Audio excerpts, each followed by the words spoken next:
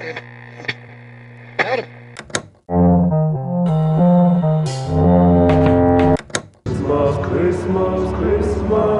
어쩔 거.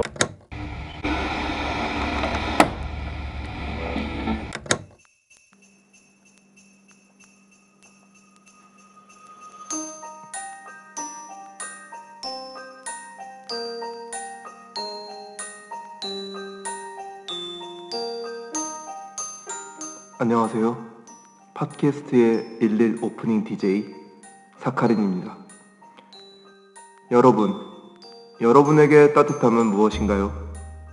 따뜻함이란 단어를 떠올렸을 때 누군가에게는 사전적 의미가, 어떤 이에게는 퇴근길의 된장찌개 냄새가, 또 어떤 이에게는 야식에 먹는 컵라면의 증기가 떠올랐겠죠?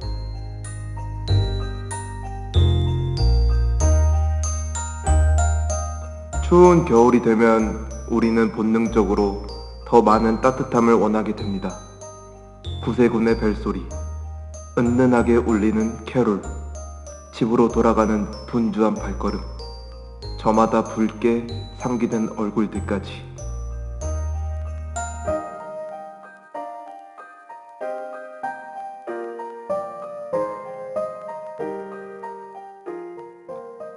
사실 우리는 매 순간 따뜻함을 곁에 두고 살아가고 있답니다. 주위를 한번 둘러보세요. 당신 곁에 누가 있나요? 낯선 이가 있다면 옷을 뚫고 나오는 그의 체온을 느껴보고, 사랑하는 이가 있다면 그의 눈에서 뿜어나오는 애정을 마주해보세요.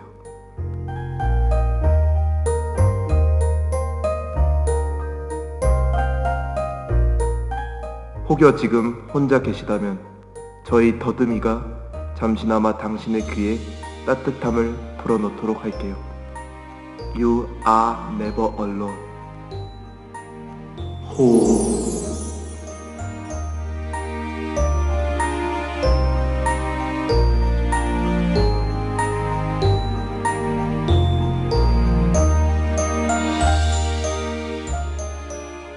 (2022) 연말 특집 이번 주제는 따뜻함입니다.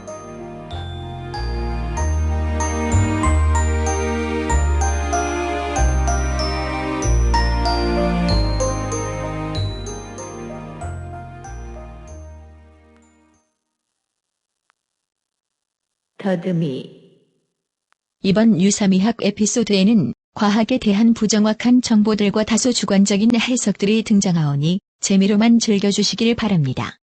감사합니다. 네, 안녕하세요. 더듬이 사카린 오펜입니다. 네, 반갑습니다. 예, 반갑습니다. 방금 전 제가 한 11 오프닝 잘 들어보셨나요? 그 따뜻한 11 오프닝. 저희가 이제 추운 겨울을 맞이해서 두 편을 준비했었잖아요. 첫 번째는 저희 연말 정산 겸 설문을 해서 2022년을 정리하는 시간이었다면, 이제 두 번째 시간 유사미학 따뜻한 편입니다. 그렇죠, 따뜻한 편. 막걸리 씨도 이 자리에 함께 해주시고 있고요. 네, 그러니까 이번 편도 전편과 같이 네. 막걸리 씨가 같이 네. 진행을 도와주실 겁니다. 네, 저는 또 왔습니다. 막걸리입니다. 거기 더듬이 스파르타쿠스를 지금. 오늘 잘못 걸렸다. 네, 그다음 이게 저희가 지금 두 편을 한 번에 녹음하고 있잖아요. 그러니까요. 굉장히 또 시간 이게 맞추느라고 뭐 힘들지만 사실 그래도 네, 이제 힘드니까 음. 약간 노곤해지거든요. 근데 이 노곤함이 사실 따뜻함과 관련이 많아요. 네. 난로 앞에 있으면 노곤해지는 것처럼 딱 네. 좋은, 저희 목소리가 좀 약간 깔렸거든요, 다. 그렇죠. 그것도 네, 중요해요. 분위기도 되게 그렇고. 지금 약간 불멍하는 느낌이에요. 그렇죠. 그리고 아마 이 편은 이제 저희가 지금 말하는데 들리시나요? 들리시나요? 뒤에 모닥불탄 소리가 그렇죠. 타닥타닥 소리. 어우 따뜻해. ASMR 같이 진행되고 있을 텐데. 아 맞네. 그래서 이제 오늘의 주제는 아까에서 말한 것처럼 따뜻함입니다. 저희가 전편을 너무 길게 녹음했어요, 사실. 네, 저희가 지금 네. 전편 역대 최장 시간 거의 6시, 제가 정확히 기억나요. 6시 8분에 시작했거든요. 지금 현재 시간 밤 11시 몇 분이죠? 12시죠, 거의 51분. 네, 한 잠깐 간식 먹은 거 빼고 화장실 갔다 온 거 빼고 한 5시간 넘게 했죠. 따뜻하면 좀 컴팩트하게 진짜 할 말만 하고 네. 네. 좀 치고 빠지는 느낌으로 가려고 하는데, 그래도 말이 안 되잖아요. 주제가 따뜻함인데 어떻게 치고 빠집니까? 그러니까요. 차갑게 어떻게? 그러니까 어떻게 차갑게 할 수가 없잖아. 그지. 그렇죠. 그래서 따뜻하게. 좀 구질구질하지만 더 부비부비 좀 하겠습니다. 네, 청취자 구구절절하게. 여러분들의 귀에. 그러니까 왜냐면은 이게 전편을 내가 녹음하면서 느낀 게 있었어요. 아, 약간 좀 구질구질하다. 아니 그죠. 내가 뭐라고 이거를. 내가 뭐라고 그냥 내가 올 한 해 잘 들었던 걸 그러다 읽기. 게다가 굉장히 세 명 다 진심으로 했어 지금. 근데 그렇게 생각하시면 마음이 편할 것 같아요. 저희의 뭐 말이라고 생각하지 않고 긴 녹음 시간 있잖아요. 그냥 작업할 때 틀어놓는 ASMR이다. 맞아. 그냥 장작불이다. 길면 길수록 좋은 거죠. 뭐. 불멍하듯이. 맞아. 그래서 이번 주제는 따뜻함인데 사실 따뜻함은 저희가 저번에 한번 막 술도 마시고 이러면서 좀 얘기를 하면서 좀 사실 구체화가 된 그거잖아요. 주제. 저희가 왜 따뜻한 얘기를 꺼냈었냐면 뭐 술 마시다 그런 얘기 했잖아요. 누구였죠? 뭐 셋 중 한 명이었을 텐데 요즘 미술은 너무 차가워. 뭐 맞아. 그런 이야기를 했었거든요. 차가워. 왜 차갑냐라고 생각을 해보면은 요즘 미술이 저희한테 뭔가 건드는 게 상대적으로 좀 많이 줄었다라는 느낌도 있었고, 맞아요. 뭐 아니면 여러 가지로 정말 그림 자체의 온도라는 게 존재한다면 상대적으로 요새 작업들이 조금 그 진심이 좀 적지 않나라는 이야기를 했었고, 뭐 그런 이야기를 막 했었죠. 그래서 이 편 재밌네 그러면서 여러 가지 얘기했었는데 뭐 아다리가 잘 맞는 것 같다 이래서 좀 준비를 해봤는데 사실 전편의 마지막에 이제 저희가 사회적인 얘기를 많이 했잖아요. 또 이렇게 좀 각박해진 세상에는 또 이런 따뜻함이 필요한 법이니까. 그래서 따뜻한 예술을 만날 수 있는 바람에서 네. 저희는 이제 이 편은 그거예요. 진짜 따뜻하기 때문에 크리틱을 하는 건 아니에요. 그죠? 바람 모두 다 따뜻했으면 좋겠다. 모두 다 원. 잘했으면 좋겠다. 하는 소망. 그런 바람 그 소망을 담아서 준비한 에피소드인데 네. 그래서 저희가 우선 첫 번째로 얘기해야 될 건 그거예요. 저희가 따뜻한 예술이라고 했는데 사실 따뜻한 예술이라는 표현 자체가 좀 애매해요. 그러니까 애매하다는 게 뭐냐면은 저희가 지금 이 따뜻한 예술이라는 단어를 쓰고자 하는 방향성과 우리가 통념적으로 가지고 있는 따뜻한 예술은 좀 다른 곳에 위치하고 있다고 생각하거든요. 그러니까 예를 들면 그런 거예요. 사칸 씨가 생각한 따뜻한 예술은 어떤 게 있을까요? 제가 생각하는 따뜻한 예술은 뭐 그 묘사된 대상이 뭐냐, 어떻게 된 표현 방식이 뭐냐라는 것보다 뭔가 이게 참 설명이 어려워요. 뭐 체온이나 어떤 온도를 느끼는 것처럼 설명할 수 없지만 제 심장을 건드려야 돼요. 그러니까 그건 아니죠. 불을 그린 그림은 따뜻한 그림입니까? 그건 아니죠, 절대 아니죠. 아니면 누군가 뭐 행복한 TV 동화 나라 이런 식의 귀여운 일러스트를 그린다고 하더라도 그럼 반대로 그게 따뜻하지 그렇죠. 않죠. 또 반대로 뭐 소변기 아까 말한 디시장처럼 소변기를 갖다 놓으면 그건 차가운 예술입니까? 그건 아니죠 또. 그건 아니죠. 그런 그러니까 식이죠, 그죠? 저희가 말하는 따뜻한 예술을 오해하시면 안 되는 건 그런 거예요. 물론 이제 통념적으로 저희가 따뜻한 예술을 할 때 어떤 그 따뜻한 광경, 상황, 뭐 어떤 그런 걸 떠올리지만 사실 이것은 온도와 관계가 직접적으로 있는 건 아니에요. 그러니까 저희가 공감적인 영역이죠. 이건 차차 아마 말하게 되겠지만 저희가 말하고자 하는 따뜻한 예술은 아마 한마디로 정의하자면 에너지를 전달하는 예술이라고 말할 수 있을 것 같아요. 그렇죠. 그러니까 우리가 어떤 작업을 볼 때 이 작업이 나한테 에너지를 전달하고 있다. 뭐 이런 식으로 우리가 어떤 그런 온도를 어떤 에너지가 전달됨을 느낄 수 있다면은 저는 그걸 따뜻한 예술이라고 보고 싶어요. 물론 이제 겨울이니까 우리가 굳이 따뜻한 예술이라고 이제 명명을 한 건데 좀 이제 따뜻한 예술이라고 해서 당연히 꽃 그림이 있고 뭐 이런 식의 것은 아니니까 따뜻한 그 온도적으로 따뜻한 예술 찬양하는 것이 아니에요. 맞아. 에너지를 전달하는 예술. 맞아. 외형적인 따뜻함이 아닌 성질의 따뜻함을. 맞아. 그래서 맞아. 성질의 따뜻함이지. 난 겨울이니까 따뜻함이 또 좋잖아요. 맛깔 나잖아요. 그죠. 겨울이니까 또 이제 저희가 항상 얘기했거든요. 겨울에 그죠. 겨울에는 더듬이다. 그죠. 여름보다 겨울이다. 왜요? 왜냐면 이 팟캐스트라는 것이 뭔가 이 집안에서 이렇게 딱 들을 때 더 포근하지 않을까라는 게 있었기 때문에 저희 둘 목소리가 꽤 포근하거든요. 그리고 여름에는 더워요. 헤드폰 이런 거 쓰고 막 더워서 짜증나. 이어폰 짜증나요. 그건 맞아. 겨울엔 근데 헤드폰 쓰고 싶어 오히려 추워서. 그래서 겨울에 더 외롭기 때문에 사람이 본능적으로. 그래서 좀 그런 여러 가지 또 스펙트럼이 담긴. 이해했어. 지금 이거 듣고 계신 분들 중에 어쩌면 자기 전에 침대에 이렇게 누우신 분들도 있을 수 있어요. 그럼 그런 분들 위해서 저희가 이렇게 말하고 있는 거예요. 귀에 대고. 그렇죠. 잠이 잘 오게. 응. 또 잠 잘 오는 얘기는 전문이라서. 네. 뭐 그런 게 있는데 아무튼 저가 좀 이번 편은 우선 저가 조금 주도적으로 진행을 좀 하려고 합니다. 우선 첫 번째 MC시잖아요. 네, 파트 1, 파트 2 이런 식으로 나눠져 있는데 파트 1부분 저가 좀 주도적으로 리드를 하면서 여러분들을 약간 이제 꼬맹이라 생각하고 예술 꼬맹이들이라 생각하고 네. 예술 꼬맹이. 실제로 예술 꼬맹인가요? 예술 꼬맹이니까 음식 먹여 주십시오. 네, 그렇게 좀 하려고 음식 하는데 들어갑니다. 그거 있잖아요. 침착맨님 이제 채널에 보면 궤도민수 씨가 나와서 과학적으로 설명한 거 있잖아요. 그래서 그거 약간 좀 오늘 오마주를 궤도 따서 편입니까? 궤도편 오. 그런 느낌인데 괴편. 확실히 이게 예술이라는 것을 따뜻함으로 정의하면, 그러니까 인문학적인 아니면 문학적인 방식으로 정의하기 시작하면 좀 끝이 없다고 생각하거든요. 그러니까 뭐든지 될 수가 있어, 사실은 내 생각에는.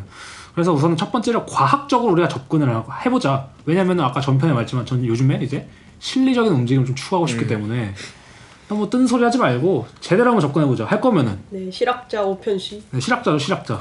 그래서 실학자적인 마인드로 가보면은 우선 첫 번째로 따뜻함을 생각했을 때 열을 좀 생각할 수 있을 것 같아요. 히트, 영어로 이제 히트죠. 독어는 뭐죠? 히트? 히트죠, 그죠? 히트. 히트, 독어는 이제 아니, 히트. 그렇죠. 그래서 이제 일반적으로 우리가 열이라고 표현하면 엄마 나 열나 뭐 이렇게 막 말할 수 있는데 우리가 어떤 그 뜨거운 온도를 상징한다고 생각하지만 hit은 우리가 일반적인 언어 사용에서는 온도를 나타낸다고 볼 수도 있겠지만 물리학적인 관점에서 열은 에너지가 한 시스템, 그러니까 여기서는 개라고 표현하는데 이제 한 개에서 다른 개로 이동하는 방법을 의미하는 거예요. 그러니까 한마디로 열은 뜨거워, 차가워 이게 열이 아니라 특정한 에너지가 이동하는 방법을 열이라고 하는 거죠. 그러니까 예를 들면 그런 거예요. 온도의 변화로 인해 실제로 이제 온도가 높은 곳에서 낮은 곳으로 흐르잖아요. 그죠. 뜨거운 곳에서 차가운 뜨거운 곳으로. 물보다 그죠? 차가운 물이 무거운 것처럼. 그 이동, 에너지의 이동과 흐름이 사실은 열이다. 그런 식으로 생각했을 때 따뜻함을 우리가 느낀다? 이것은 따뜻한 작업이 있기 때문에 느낀다기보다는 어떤 에너지가 우리에게 이동해 오고 있음을 의미한다는 거죠. 그렇기 때문에 아까 처음에 말한 따뜻한 불을 그린 그림이 따뜻한 그림이냐? 그게 아니란 거죠. 어떤 에너지 흐름이 있어야 된다 이거죠. 그렇죠. 나에게 전달되는 그 에너지의 형태가 있어야 되는 건데 사실 그래서 이 예술 꼬맹이들 위한 첫 번째 질문이 그거였는데 당신이 말한 따뜻한 예술은 많은 내부 에너지, 그러니까 높은 온도의 내부 에너지를 소유하고 있는 작업이냐? 아니면 열이란 전달 형태의 예술 작업이냐? 이렇게 했을 때 저는 확실히 이제 후자의 손을 좀 들어준다고 할 수 있겠죠. 확실히 저도 이게 과학 전문가가 아니니까 약간 또 과학도 좀 잘하시는 분들이 들으면은 좀 뒷목 잡고 쓰실 부분이 있긴 한데 이제 과학을 이제 문과적으로 해석했을 때 이게 또 재밌는 재해석이죠, 그죠? 이것이 예술이죠. 이게 예술이지. 그러니까 맞아요. 그래서 그것을 이제 좀 이제 존중해 주십사 하고 처음으로 갑자기 이제 생각난 거예요. 그리고 이과 분들이 우리 거 들으실 분이 계실 근데 원래 뒷샹이 또 여기서 뒷샹이 나오는데 했던 말 중에 이제 과학과 시의 차이와 이제 교차점은 무엇인가? 예술이다. 과학과 시를 그 둘의 교차 지점은 맞는 말인 것 같아요. 그렇죠. 그래서 약간 또 이제 계속 진행해서 얘기를 해보자면 열이 이동하는 거라고 했잖아요. 이동하는 방법. 그렇다면 열이 이동하는 방법에는 총 3가지가 있어요. 이제 첫 번째로는 열 전도가 있고 열 대류, 열 복사 이렇게 해서 이제 뭐 전도, 대류, 복사 이 3가지라고 말할 수 있는데 열 전도는 뭐 쉬운 거예요. 예를 들면은 뭐 정지 상태에 있는 고체 물체가 위치의 변화 없이 단순히 온도 차에 의해서만 열이 전달되는 현상을 말한다. 그러니까 이건 말이 어려운데 예를 들자면 뜨거운 온돌방에 앉아 있으면 뜨거운 방바닥에 의해서 사람의 엉덩이가 뜨거워지는 것처럼 물체가 움직이지 않고 접촉만 하고 있어도 두 물체 사이의 온도 차에 의해서 열 에너지가 전달되어 열이 전달되는 것이다. 예를 들면 그래서 뭐 추운 날 연인의 손을 딱 차가운 연인의 손을 딱 잡는다. 차갑거나 뭐 뜨거울 거 아니야 한쪽이. 근데 계속 잡고 있으면 둘이 똑같은 온도가 되는 것처럼 이제 열이 전달되는 방식이 이렇게 접촉을 딱 이렇게 하고 있으면 열이 전도가 된다고 말할 수 있고.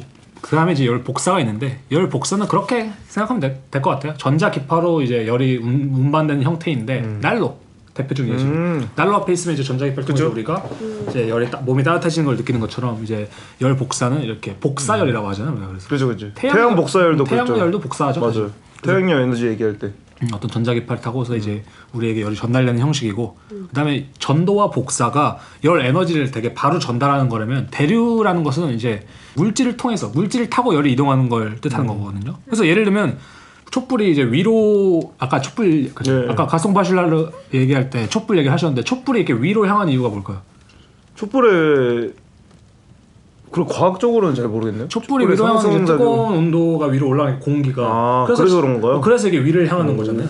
그래서 불꽃이 위로 가는 거예요. 그다음 에어컨을 위에 설치하는 이유는 밑으로 흐르라고 차가운 공기니까 내려오기 때문에. 그래서 이제 이 어떤 기체라든지 아니면 심지어 유체까지 활용해서 이제 어떤 열이 전달되는 방식을 대류라고 하는 거죠. 그럼 열 대류에는 중력이 되게 중요한 그런가요? 이건 중력이라고 표현해야 될까요? 이런 그런 심한 질문은 좀 그러게 자제해 열 중력은 죄송합니다. 너무 어려운데? 네. 냄비를 끓이는 것도 그 열 대류 현상이라고 말을 하더라고요. 왜냐면 이제 물론 이제 전도가 되는 부분도 있고 당연히 약간 복합적이지만 집에 그렇다 진짜 이루어지진 추울 않지만. 때 난로가 없으면 물을 끓이라고 하더라고. 근데 물이 끓여지는 원리가 그거래요. 이제 밑에 있는 물이 뜨거워질 거 아니야. 불이랑 맞닿아 있으니까. 아 이렇게 올라가려고 하는 성수기 올라가고 때문에. 위에 있는 물이 다시 내려오고. 그 이거의 반복이- 이제 반복인 그래서 거죠. 그거 들었어요. 물이 빨리 끓게 하려면 중간에 한번 이렇게 흔들어줘야 된대요. 아 섞이게. 이게 한번 뭐 그럴 수 있겠네. 오. 그래서 저가 이 세 가지 이동 방식을 말하는 것은 약간 우선 한번 대입해보자는 거죠. 제 생각에 대류는 좀 어려워요. 이건 우리의 뇌로 할 수 있는 부분은 아닌 것 같아. 네, 대류는 뭔가 대류예요. 그다음 복사도 제 생각에는 그다지 와닿진 않아요. 저는. 그러니까 너무 단순해. 그러니까 전자 기파를 타고 흐른다는 그 단순한 개념은 좀 단순한데 전 전도가 약간 예술에 맞다고 생각하거든요. 열 전도라고 생각했을 때 우리가 뭐 손을 잡거나 접촉이 있어야 된다 생각하지만 우리가 물론 예술 작품을 만지지 않죠. 네, 맞아요. 그렇죠. 우리가 전시 공간을 가고 눈으로 전시 작품을 보는 것이 전 접촉이라고 생각하는 거예요. 그리고 열전도라는 게 그런 고체, 물체가 있어야지만 전달이 되는. 그럴 거예요. 네. 고체일 거예요. 네. 그리고 우리는 사실 이제 예술가이라 함은 뭐 개념 뭐 이론도 중요하지만 결국 무언가를 창작해내서 그죠? 보여주는 거니까. 그치 그치. 어쨌든- 무언가가 있어야죠. 어쨌든 대부분 고체 상태라고 볼 수 있죠. 우리가 막 그냥 가만히 쳐다보고 있어서 우리의 전자장으로 누군가를 데울 수는 없으니까. 그래서 여기까지 말한 거에 사실 중요한 개념은 그건 거예요. 아까 처음에 말했던 게 사실 가장 중요한 거죠. 이 열이라는 것이 열이라는 것은 전달의 형태다. 열이란 것은 거기 그 자체로 존재하는 것이 아니라 전달의 형태이다. 그렇기 때문에 따뜻함을 느끼려면 우리는 이동하는 방식을 잘 알아야 되고 그것들이 세 가지 방식인 건데 이것을 이용할 줄 안다라고 처음 말을 하는 거죠. 그래서 예를 들면 아까 말한 것처럼 뭐 우리가 눈으로 작업을 보는 것이 어떤 접시각적 접촉 아니면 예술적 접촉이라고 좀 로맨틱하게 말할 수 있을 것 같은데 그치 그치. 스킨십. 그죠? 그치, 예술적 스킨십이네. 스킨십. 좋은 말이다. 그러니까 맞아요. 저는 사실 그러니까 그런 말 있잖아요.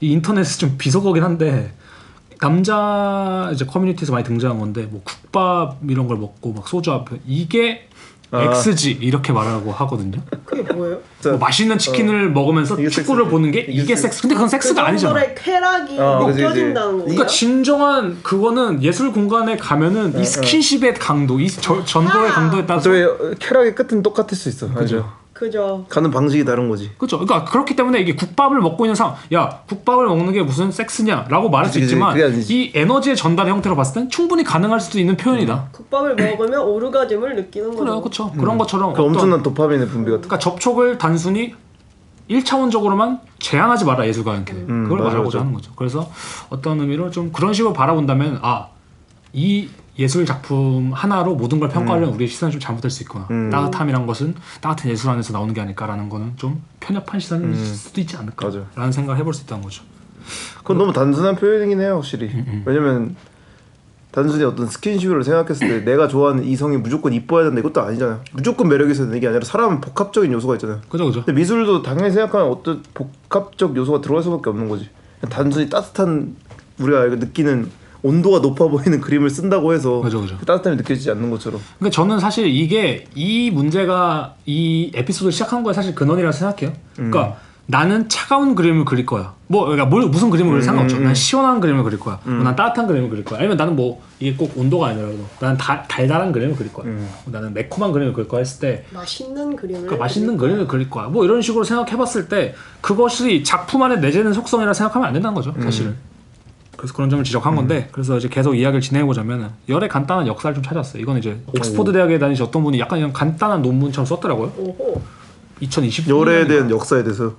뭐 열에 대한 전반적인 온도계 관련으로 좀 나가긴 하던데 그래서 초반부에 근데 이런 역사에 대한 간략한 언급이 있길래 이걸 좀 따왔는데 초기 그리스의 의학가들이나 철학가들에게 열은 동물의 이 시스템에 대단히 중요한 것으로 간주되었다고 하더라고요. 그러니까 아리스토텔레스는 internal warmth 혹은 vital heat 또 다른 말로 innate heat이라고 하는데 이것들이 사실 전반적으로 말하는 게 타고난 어떤 열. 그러니까 우리는 태아 때부터 이제 열이 있고 막 그치, 태어나면 그치. 열이 있잖아요. 그치. 사람이랑 게, 동물도 그렇고. 보이려니까 또 그죠. 그래서 아리스토텔레스는 이 열이라는 것 자체를 이 타고난 열, 내부의 온기 자체를 어떤 생명력의 근원으로 사실 봤다고 말을 하더라고요. 그래서 실제로 열이라는 것은 오랫동안 약간 뭐랄까 그 신체에 내재된 근본적인 힘 같은 것을 간주해서 불이라든지 뭐 외부의 뜨거운 물체랑은 되게 다른 것으로 많이 취급을 했다고 하더라고요. 그래서 예를 들자면 우리 안에 있는 열은 지금이야 뭐 과학적으로 이게 다 밝혀졌겠지만 뭐 체온 조절 시스템 있고 뭐 심장 어떻게 박동하고 혈액이 순환하고 여러 가지가 있겠지만 그 당시는 우리 안에 열이 있는 이유는 에테르, 천상, 그러니까 신에게서 내려온 어떤 그 영혼 같은 거 영혼 같은 거라고 많이 생각했다는 거죠. 근데 이제 이런 개념이 있었는데 이제 의학이나 해부학이 발달하면서 점점 이제 이런 의견이 등장한 밝혀지는 거죠. 거죠. 뭐 데카르트도 그런 얘기를 했었고 아니면은 윌리엄 합이라는 이제 분도 이런 얘기를 했었는데 그런 식으로 사람을 점점 보기 시작한 거예요. 열이란 것은 어떤 천상에서 내려온 게 아니라 인간의 몸이라는 기계를 굴리는 어떤 힘 같은 거다. 원동력 같은 엔진이다. 엔진이다. 그치. 그래서 이제 그 당시부터 이제 인간의 열은 뭐 천상에서 내려온 뭐 신묘한 힘이 아니라 우리의 몸을 굴리는 어떤 작용인데 그때까지도 사실 정확히 설명되지는 않았어요. 그래가지고 데카르트는 인체를 강렬한 힘으로 움직이는 기계로 취급했으며 그는 심장이 열을 만들어내는 모터라고 생각했다. 그 다음에 17세기의 의학 화학자들은 열과 생명력에 대한 의문을 가지기도 했다. 예를 들자면 열이 음식을 소화시킨다면 냉혈 동물은 어떻게 살아있냐. 그러니까 점점 이제 과학적인 어프로치들, 접근들이 등장하기 시작했고 프랜시스 베이컨도 열을 운동의 관점으로 정의했으며 로버트 보일은 자연에는 기본적으로 열이 없고 운동과 물질뿐이라고 말했다. 그래서 원자론자들과 데카르트론자들이 열을 작은 수립자의 운동으로 설명했다면 로버트 보일은 열은 몸의 일부가 활발하고 격렬하게 흔들리는 것 이외에는 아무것도 아니다. 그러니까 여기서 이제 열의 운동성이 좀 등장했다고 좀 생각해 볼 수 있는 거죠. 어디선가 들으면 막 단어 같은 게 있었던데 뭐 보일의 법칙 막 맞아요. 그게 되게 열의 유명한 법칙인 사람이에요. 거예요? 그리고 또 재밌는 점은 갈릴레오가 온도계를 처음으로 만든 사람 중 한 명이라고 하더라고요. 근데 갈릴레오도 그래서 열에 대한 일종의 자신의 통찰이 있는데 갈릴레오는 열에 대한 얘기를 하면서 1차 속성, 2차 속성 이런 얘기를 하거든요. 그러니까 1차 속성은 되게 뭐 신체라든지 어떤 물체의 1차적이고 실제적인 특성인 건데 갈릴레오는 그것을 2차 속성이라고 부를 수 있는 감각적 속성이랑 되게 분리했거든요. 그러니까 예를 들자면 그런 거예요. 돌이 있으면 뭐 이게 요만하고 높이가 이렇고 넓이가 이렇고 두께가 있고 이건 1차적 속성인데 열은 2차 속성으로 간주했어요. 왜냐면 열은 되게 감각적인 속성으로 봤다는 거야. 그치. 그러니까 우리가 아까 따뜻한 예술을 말할 수 있는 이유가 그거란 거죠. 그래서 갈릴레오에게 열은 우리 같은 지각이 있는 생물체만 판단할 수 있는 어떤 그런 거를 생각하는 거지. 그러니까 그래서 갈릴레오에게는 그런 거예요. 돌이라든지 뭐 저기 있는 의자라든지 뭐 책상은 그 자체로 열을 가릴 수가 없어. 왜냐면 열을 쟤는 느끼지 못하고 맞아. 열을 느끼는 건 우리 같은 인간의 어떤 맞아. 속성이라고 생각한다. 파충류나 같은 뭐 냉혈 동물이나 변온 동물들이 추위를 안 느끼잖아. 토끼도 뭐 그렇지 않나요? 토끼도 제가 알기로는 변온 동물로 알고 있어가지고 그렇게 이렇게 춥다는 감각이 별로 없다고 해야 되나? 인간이랑 몇몇 포유류만이 이 에너지를 보존밖에 할 수밖에 없기 때문에 변온을 못하니까 옷이 필요한 거예요. 그리고 감각이라는 것도 그런 거지. 그때 뭐 그 토끼라던가 냉혈 동물도 뭐 온도가 낮을 뿐이지 사실 온도라는 건 갖고 있잖아요. 감각을 네. 감각이 있겠지. 근데 제가 생각했을 때 이런 이론에서 드는 것은 생물체와 물체의 관계성이라고 생각을 하는데 이제 물체 온도는 생물체가 결정할 수 있다는 것 같아요. 왜냐면 그죠.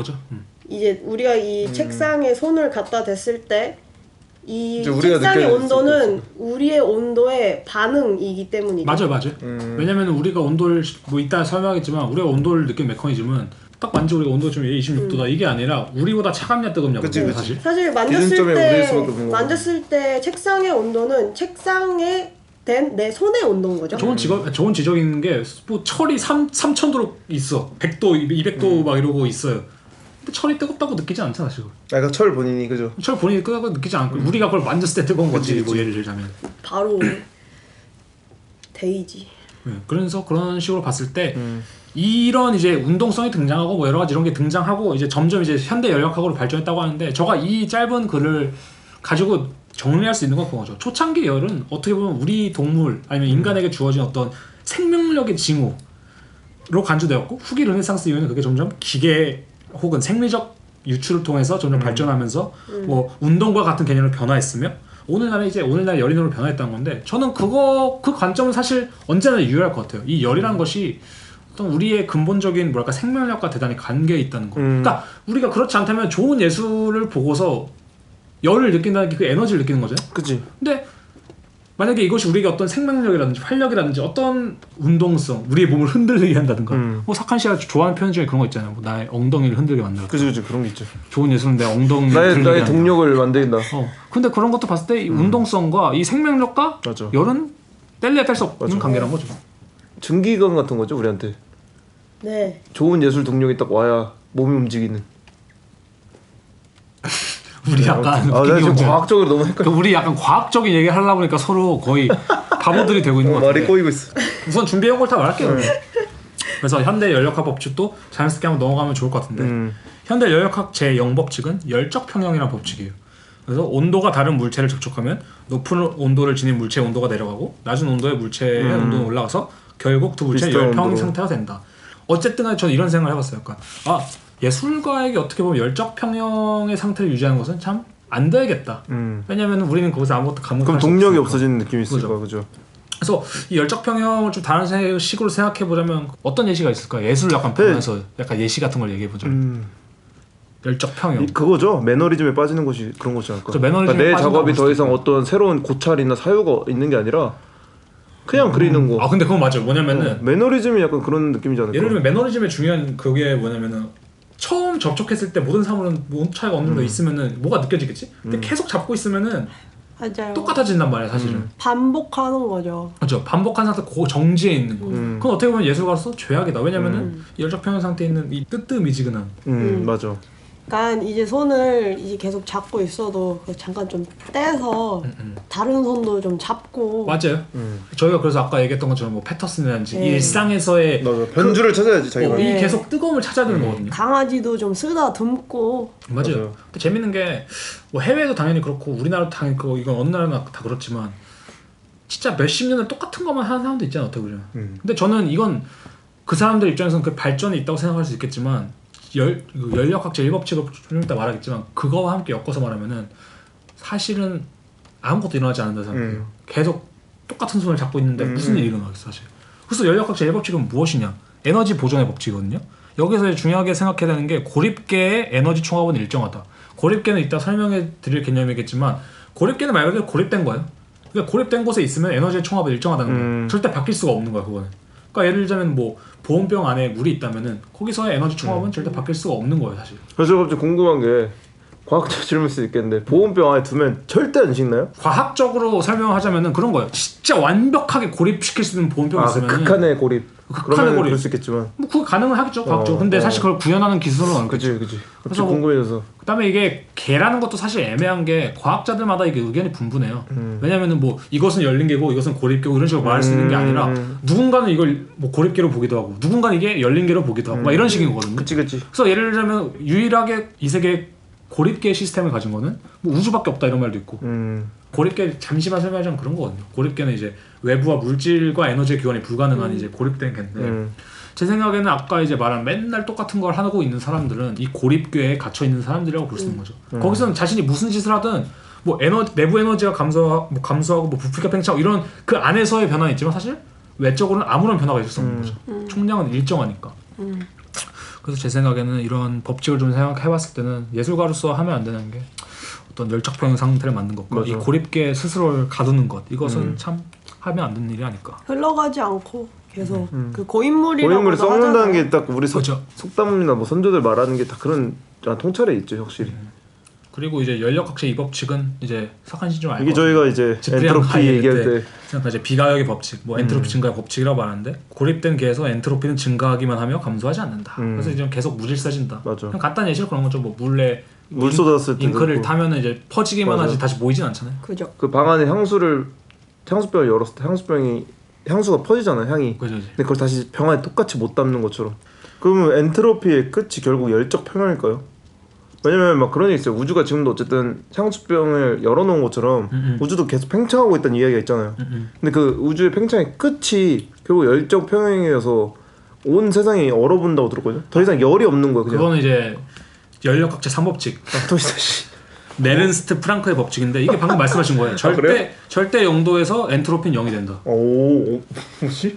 근데 절대 영도는 사실 구현이 불가능하다고 말하더라고요. 근데 뭐 그런 세계가 있다면 말씀하신 것처럼 엔트로피가 0이 되는 거죠. 더 이상 이제 혼란해지지 않는 무의 세계. 그런 거죠. 그래서 어쨌든 간에 저가 여기서 지적하고 싶은 건 뭐 엔트로피 이런 건 좀 복잡하고 네르스트 프랑크도 뭐 굳이 좀 언급할 필요 없는 것 같은데 1, 2 법칙에 따르면은 어쨌든 아무런 온도를 느낄 수 없다라는 맥락에서 이 두 가지의 그걸 좀 생각해 보면 좋지 않을까. 그리고 나쁜 거다. 뭐 이렇게 말할 수 있는 거죠. 그래서 방금 이제 아까 고립계, 뭐 열린 계, 닫힌 계 이런 얘기를 저가 했었는데 여기서 이제 설명을 드릴게요. 이제 물리학에서는 계라는 개념이 존재하는데 이게 우리가 막 그런 식으로 많이 하잖아요. 무슨 태양계, 어디 무슨 계, 뭐 이런 식으로 표현한 것처럼 그 시스템에 대한 건데 이제 물리학에서는 이제 일정한 상호작용이나 서로 관련이 있는 물체들의 모임이라고 말하는데 이렇게 말하면 너무 복잡하잖아요. 그래서 이제 김범준 성균관대학 물리학 교수님이 쓰신 글이 있는데 약간 이제 쉽게 해주는 쉽게 설명해주는 그 다음에 쉽게 설명하는 또 인생에도 배울 게 있어. 감사합니다 교수님. 교수님, 센세이 감사합니다. 이렇게 할 수 있는데 자연 현상을 설명할 때 물리학에서 가장 먼저 하는 일은 안과 밖을 나누는 경계를 긋는 일이다. 경계의 안을 계 또는 시스템이라 하고 그 밖은 환경 또는 주위라 한다. 어디까지를 개로 할지 어디서부터 개를 둘러싼 환경으로 할지에 따라 문제의 성격이 달라지고 물리학의 적용 방식이 달라진다. 아인슈타인이 한 말이 있는데 모든 것은 가능한 단순해야 한다. 하지만 더 단순하면 안 된다. 여기서 모든 것을 자연 현상을 설명하는 이론 또는 모형으로 생각하면 결국 아인슈타인이 한 말은 개와 환경을 가르는 경계 긋기에 대한 조언이다. 너무 넓은 영역을 둘러싸도록 경계를 설정하면 문제의 이해나 해결책이 어려워진다. 마치 우리 은하의 모든 원자와 이들 사이의 상호작용을 고려한 역학 문제를 풀어 1m 높이에서 떨어뜨린 돌멩이의 자유낙하를 설명하려는 시도처럼 말이다. 그러니까 그런 거죠. 뭐 화성까지 내가 고려를 해서 돌멩이의 속도를 구해야 된다면 너무 복잡하다는 거지. 지구에 그쳐야 된다. 뭐 지구라든지 뭐 아니면 서울이라든지 그치? 뭐 여러 가지 단위가 있을 수 있겠죠. 경계를 너무 작게 그리면 문제는 정말 쉬워지지만 현실과 동떨어지는 말도 안 되는 결과가 얻게 된다. 마치 중력조차도 개 밖에 있어 떨어지려 해도 떨어질 수 없는 돌멩이처럼 말이다. 아인슈타인의 말은 바로 단순성을 추구하더라도 현실에 대한 설명력을 잃을 정도로 과도한 단순화가 되지 않도록 주의하라는 치우친 경계의 긋기에 대한 경계다. 그래서 아까 말한 것처럼 뭐 고립계, 열린 게, 닫힌 게 약간 그 해석들도 다르고 적용을 하는 방식들이 다르다는 게 뭐 그런 거예요. 그래서 야 오페 네가 하는 모든 말은 개소리다 과학적으로. 그럼 저는 그럴 수 있는 거야. 아니 내 개는 문학과 예술을 모두 포함한 개야. 이 꿈 몽상까지 포함한 개야. 라고 하면 뭐 그래. 그치, 그럴 수 있겠다. 그럼 할 말이 없지. 그럴 수 있겠다. 이렇게 그래, 되는 거죠. 넌 너의 세계에 있구나. 그러죠. 세 개이네요. 그렇죠. 그 다음에 동시에 그런 역설 있잖아요. 그 트로이의 그 누구죠? 목마가 아니라 법칙? 거북이와 달리기라는 역설이 있거든요. 이름이 갑자기 기억이 나는데 이름이 갑자기 기억이 안 나네. 그 대장금 아킬레스. 아가멤논? 아킬레스. 아킬레스에 관해 그 아킬레스. 근데 그 아킬레스였던 것 같은데 이게 막 아킬레스랑 거북이랑 이렇게 막 달리기를 시키는데 어떻게 이상하게 역설을 하면은 절대 아킬레스가 거북이를 따라줄 수 없게 나와요. 그러니까 예를 들면 이런 역설이었던 것 같아요. 뭐 거북이를 좀 앞에 둔다 생각했을 때 거북이와 아킬레스의 차이가 20cm야. 근데 뭐 거북이가 그러면 몇 cm 갈 동안 얘가 또 몇 cm 뭐 이런 식으로 약간 이상하게 막 근데 좀 논리를 비현실적으로 긴 거리라면 뭐 안 된다는 그런 건가요? 뭐 찾아보세요. 아마 있을 거예요. 정확히 기억이 안 나는데 뭐 그런 식으로 어쨌든 제가 말하고자 하는 건 어떤 너무 또 논리적으로 가면은 이게 말이 현실 세계에서 말이 안 되는 게 있잖아요. 근데 저는 이걸 좀 김범준 교수님은 이걸 좀 과학적인 설명의 툴을 쓰셨지만 저는 이게 되게 생각해보지 못했는데 예술가한테 중요한 것 같아요. 내가 내 예술 작품의 개를 어떻게 설정하고 있는가. 저 이걸 생각해본 적이 없거든요. 맞아요. 좋은. 그러니까 예를 들면 그런 거잖아요. 제가 약간 생각했던 게 뭐냐면은 혹평을 받는 영화의 예시를 들자면 저는 이 둘 중에 하나인 것 같아요. 자신의 그 실제적인 뭔가 현상은 되게 작은데 개를 너무 크게 해서 뭐 말도 안 되게 돼버리거나 현상은 너무 큰데 개를 작게 해서 사실 아무것도 설명이 되지 않거나 뭔가 약간 되게 이런 식으로 자신의 개를 어디에 설정하느냐에 따라서 사실 자신의 작업이 되게 달라지잖아요. 맞아. 그러니까 제가 어떤 작업을 했는데 난 이게 인종에 관한 것이야 라고 했을 때 뭐 끄떡할 수 있는데 난 이것이 개미에 관한 것이야 라고 했을 때 갑자기 또 이상해질 수 있는 것처럼 자신의 개를 되게 전략적으로 혹은 좀 딱 자신에게 맞게 설정하는 것이 어떻게 보면 되게 예술가의 영향일 수 있다. 그게 이제 예술가가 하는 단어 선택의 중요성일 수도 있는 것 같고 만약에 예를 들어서 요세데 그로이트랑 하랄드 티스가 그 작업들을 선보였을 때 맞아요. 거기에 만약에 갑자기 어떤 이것은 뭐 인종과 인종의 문제라고 한다라고 하면은 너무 커지잖아요 그 범위가. 맞아요. 그죠. 그때는 이제 관람객이 다가갈 수 있는 장벽이 너무 커지는 느낌이고. 그리고 이제 그게 내가 할 수 있는 이야기가 무엇일까에 맞아요. 대해서 나의 개를 찾는 묻는 거지. 게 이게 너의 개가 무엇인가 라는 질문이 아닌가. 우리가 온도를 느낀 측면에서도 이게 온도를 뭐 이게 소금으로 비유해서 짠 정도를 말하는 걸로 비유를 들자면 나의 작업을 바다로 설정해놓고 거기에 소금 한 컵을 부으면 그러니까 수영장 크기 아니면 바다 크기의 그치. 어떤 맹물이라고 생각했을 때 거기 소금을 보면 사실 아무것도 우리 느낄 수가 없잖아. 또 반대로 너무 작은데 엄청 많은 소금을 부어버리면 너무 짜버리지. 그치. 그래서 적절한 개를 딱 했을 때 짭조름하게 좋네. 뭐 간을 이런- 잘 맞춰야 되네. 간을 잘 맞추는 걸. 맞아. 근데 그건 사실 뭐 요리를 할 때 똑같지만 뭐 냄비가 너무 크면 안 되는 것처럼 딱 적당한 냄비에 라면을 끓이고 뭐 그래야 더 맛있는 것처럼. 나한테 맞는 냄비가 무엇일까? 그리고 그 내가 개- 그 냄비 안에 어떤 라면을 끓이고 싶은가? 그죠? 그러니까 이거예요. 다시 아인슈타인님의 말을 한 번 더 말하자면 모든 것은 가능한 단순해야 한다. 하지만 더 단순하면 안 된다. 그냥 적당히 선을 지켜라 이런 거. 그죠? 그래서 그걸 참하면 좋을 것 같다. 이건 예술자에 있어서 되게 좋은 것 같아요. 물건으로 치면은 스티브 잡스가 아무리 심플 좋아한다고 해서 핸드폰 전화기 기능까지 없을 정도로 심플하면 그렇죠. 그건 더 이상 아이폰이 안 되는 거잖아. 그죠? 지금 사실 그렇게 가고 있잖아요. 맞아요. 저희는 그걸 위해서 뭘 없앴습니다. 이어폰 잭 없애고 있지. 점점 그게 나중에 밈으로 많이 쓰이잖아요. 나중에 아무것도 없을 수 있어. 이어폰 잭은 없어지는데 카메라는 많아져. 맞아요. 그 다음에 그런 것도 잘 설정해줘. 내가 친구가 아무도 없는데 아이폰 맥스를 살 필요가 없잖아요. 좋은 카메라를 사도 되는 거고 그 정도는 이제 좋은 시계를 사도 되는 전 거고. 세상 아싸를 위해서. 너무 슬퍼지네. 네, 그런 것 이런 것처럼 이 개는 사실 내가 중요한 것이다. 제가 볼 때 어디 경계를 긋느냐. 그래서 아까 이제 고립계, 닫힌 게, 열린 게 이런 거 있는데 그냥 간단하게 얘기해보자면 고립계는 아까 말한 것처럼 주위와 에너지도 물질도 교환할 수 없이 완벽히 단절된 개라고 말할 수 있을 것 같은데 아까 말한 것처럼 보온병이 약간 그 예시라고 해요. 이제 그 안에서 어느 정도 고립이 되어 있으니까 이게 많이 이제 교환이 안 돼 있고 이게 전달이 될 수 없기 때문에 변화하지 않는 건데 예술의 맥락에서 말하면 사실 좋게 말하면 뭐 극한의 매드 사이언티스트 뭐 장인이라고 할 수 있겠지만 사실 저희가 항상 얘기했던 거죠. 일기장 작업. 그리고 나쁘게 말하면 답도 없이 자기 감성에 빠져서 사는 그죠. 고립타고는 작가인 거죠. 그래서 고립계는 사실 어떤 경우에도 예술가로서는 피해야 되는 경우인 것 같아요. 이제 장인의 타이틀은 좀 이제 슬슬 내려놓는 시대가 되지 않았나? 그 다음에 닫힌 개가 있는데 닫힌 개는 이제 주위와 물질은 교환할 수 없지만 에너지는 교환할 수 있는 개. 그래서 뭐 풍선을 예시로 든다고 해요. 풍선 같은 경우는 이제 안에 공기나 이런 것들은 교환이나 전달이 불가능하지만 이제 에너지 이런 건 교환이 될 수 있는 것처럼 저는 근데 개인적으로는 이거를 좀 좋은 형태의 예술이라고 볼 것 같아요. 왜냐면 자신의 쪼가 있으면서도 에너지를 맞아. 전달할 수 있는 형태. 저희가 예전에 제가 이제 교수 한 분한테 세미나 들었다고 했었잖아요. 그래서 이제 미술 인더스트리, 미술 산업계를 얘기를 했을 때 좋은 작가는 여드름 같은 작가라고 표현을 했잖아요. 맞아. 그러니까 이 미술계에 들어있지만 뭔가 별종인데 또 자기만의 그 영역은 있어가지고 맞아. 이 사이를 왔다 갔다 해. 그러니까 최고 작가를 세 분류로 나눠요. 미술 산업계가 있으면 인사이더들은 요 안에 한가운데 있어가지고 이 밖을 나가지 못해요. 그러니까 이 산업 밖에 있는 규격의 작업을 못해요. 두 번째는 그 바깥에 아예 있어가지고 이 안에도 못 들어오고 자기 혼자 이상하게 고립돼서 죽는 애들이. 세 번째 얄미운 애들이 여드름 같은 애들이라고 하더라고. 낫다, 여기에 낫다, 기생하고 낫다, 있으면서도 낫다. 뭔가 여기를 왔다 갔다 잘하니까 몸 안의 피부와 몸 바깥의 피부를 계속 그죠. 왔다 갔다 하는 여드름이 난 애들이네요. 곳은 화끈하잖아요.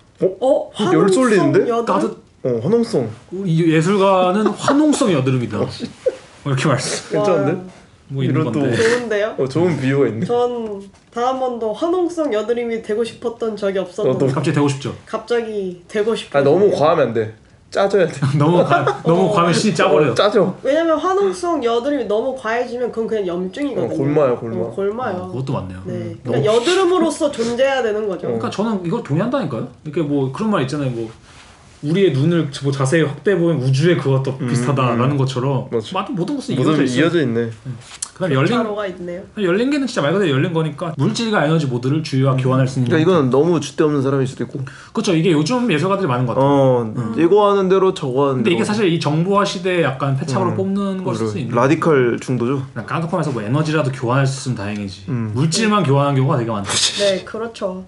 근데 이런 개는 또 없거든요. 그죠. 이게 디지털계, 현대계 뭐 이렇게 말할 수 있을 것 같은데. 맞아. 진짜 디지털이 물질만 교환하는 느낌이기도 하고. 그죠. 왜냐면 빠르게 교환이 이루어지고 교환이 이루어져야 되니까. 동시에 또 어떤 열린 개의 노선을 또 취해야 되는 뭐 이제 파제라고 하죠. 그 기간 단계는 좀 있을 수도 있는 건데. 그죠. 뭐 학업 초창기에는 이제 맞아, 많은 맞아, 것을 맞아. 계속 봐드리고 거기에서 반응하는 자기 맞아. 자신을 젊을 때 어릴 즐길 때는 수 확실히 열린 게 좋지만 이제 어느 정도 작가의 반열에 들어서면 저까지 생각할 때 작가의 반열이라고 하는 건 좀 맛이 이상하고 작가의 단계 쪽으로 간다면 한 30대 맞아. D 정도부터는 슬슬 이제 다친 게 슬슬 모습할 준비를 해야지 않을까. 어느 정도까지 받아들였으면 이제 슬슬 쌓아야죠, 그죠? 그렇죠, 그렇죠. 자신만의 딱 그 경계를 딱 긋는 게 중요하잖아요. 여드름 될 준비가. 네. 농익을 준비가 되어야 농익은 그죠. 농익을 떠가지고 농익을 준비가 돼야 오늘 되는 거죠. 나는 저 이제 직원 물어보면은 무슨 예술관이지? 저 이제 블랙헤드 예술관인데요. 농립기 직접. 블랙헤드는 여드름이 안 돼요. 아, 안 돼요?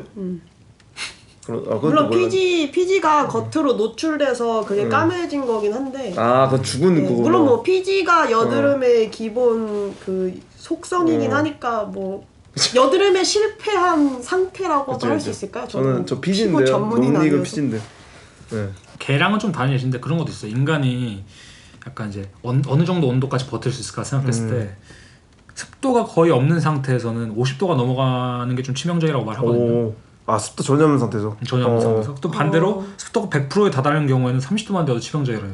아, 너무 숨이 차. 아. 그래서 우리나라 이해가 여름에 되죠. 덥고 맞아. 하는 게 뭐 그런 죽을 것도 것 있는 같지, 거죠. 거의. 전도율이 너무 그럴 수도 있겠네요. 심해지는 건가요? 물기가 열 전도를 많으면? 많이 할 수도 있을 거고. 이게 아마 체온이 뭐 많아지면 이게 땀을 많이 흘리고 모르겠어요. 이런 과정이 있는데 무슨 과정이 있긴 했어요. 그건 이제 따로 찾아보시면 되는데 어쨌든 간에 결론만 놓고 말하면 그런 건데 제가 말하고자 하는 그거예요. 이게 어떤 온도냐도 중요하지만 사실 어느 정도의 습도냐도 중요한 것처럼 이 개라든지 또 자신이 이제 다룰 수 있는 범위를 딱 다루자. 맞아. 뭐 이걸 얘기하는 거죠. 그래서 이제 사람이 온도를 좀 느끼는 구체적인 과정에 대해서 좀 얘기하면 좋을 것 같은데, 그러니까 예를 들면 아까 말했지만 우리는 온도를 감지하지 못해요. 아까 이게 잠시 그런 얘기가 나왔었잖아요. 우리가 딱 무슨 기계도 아니고 이게 온도를 감지하는 게 아니라 아까 말한 것처럼 우리가 감지하는 건 우리의 체온이에요, 사실. 그래서 그 온도를 느끼는 메커니즘은 어느 특정한 시간 동안 얼마만큼의 열이 전달되는가, 뭐 빠져나가든 들어오든 그것을 우리가 감지할 수 있는 건데, 그래서 실제로 생각해 보면은 금속 물질을 만지면 우리가 대단히 뜨겁거나 차갑다고 느끼는 이유가 열 전도율이 되게 높기 때문이에요. 근데 간단한 예시를 들어볼게요. 이거는 이제 유튜브나 이런 데서도 많이 이렇게 실험을 하시는 분들이 있는데, 책이 있고 뭐 금속 물질이 있다 쳤을 때 그것이 같은 방에 계속 있으면은 사실 온도는 똑같아야 되잖아요.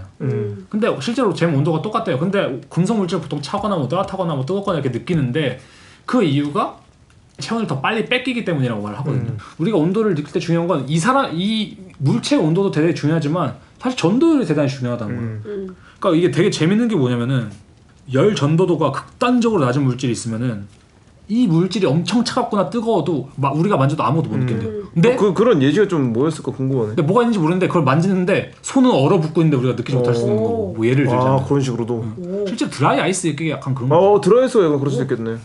그 재밌는 게 선풍기도 이게 우리 몸에 되게 많은 공기가 더 부딪혀서 체온을 빨리 뺏어가는 거라고 하더라고. 맞아. 사실 뭐 27도에 있건 뭐 내가 특정 온도에 있는 거 똑같잖아 사실. 근데 이걸 바람을 불거나 선풍기를 불었을 때 이게 뭐 시원하고 느끼는 게 이게 우리의 열을 빨리 뺏어가 그래서 더 많은 입자가 부딪히니까. 또 더 시원한 경우가 이제 샤워하고 선풍기 쓰면 시원하잖아요. 바로. 그러면 이제 그 물이 증발할 때 몸 안에 있는 체온을 가지고 증발한대요. 고로 시원해지는 것은 공기가 아닌 우리였네요. 그렇지.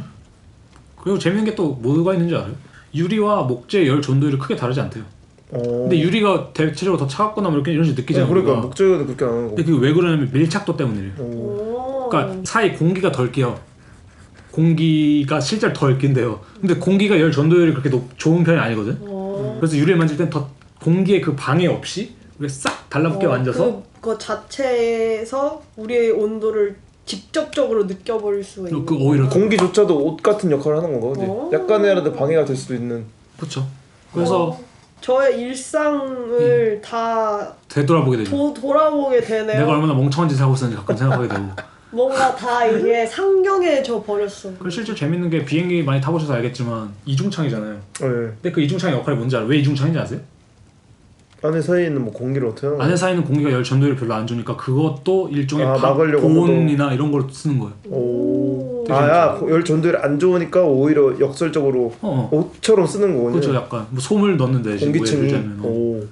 하긴 솜을 넣는 것보다 공기가 더 날 수 있다라는 생각이. 뭐 그런 식으로 쓰는 건데 아무튼 그래서 중요한 건 우리가 열을 느끼는 과정이 단순히 제가 뜨거우니까 내가 뜨겁다가를 느끼는 게 아니란 거예요. 이 엄청나게 많은 그 안에 메커니즘인데 우리는 얼마나 그런 것들을 생각하지 않고 수학적으로는 있습니까? 모르지. 고로 우리는 온도라는 개에서 굉장히 자기중심적이다. 그죠. 되게 자기중심적이지. 우리밖에 몰라. 관객도 자기중심적인 거예요 사실. 그죠? 근데 예를 들면 아까 이제 트림팀이나 얘기했을 때 그런 얘기했어요. 전시장을 갔을 때 옵셔널한 좀 부가적인 DP가 별로였다라고 이게 좀 아쉬웠다라고 얘기를 하셨잖아요. 네.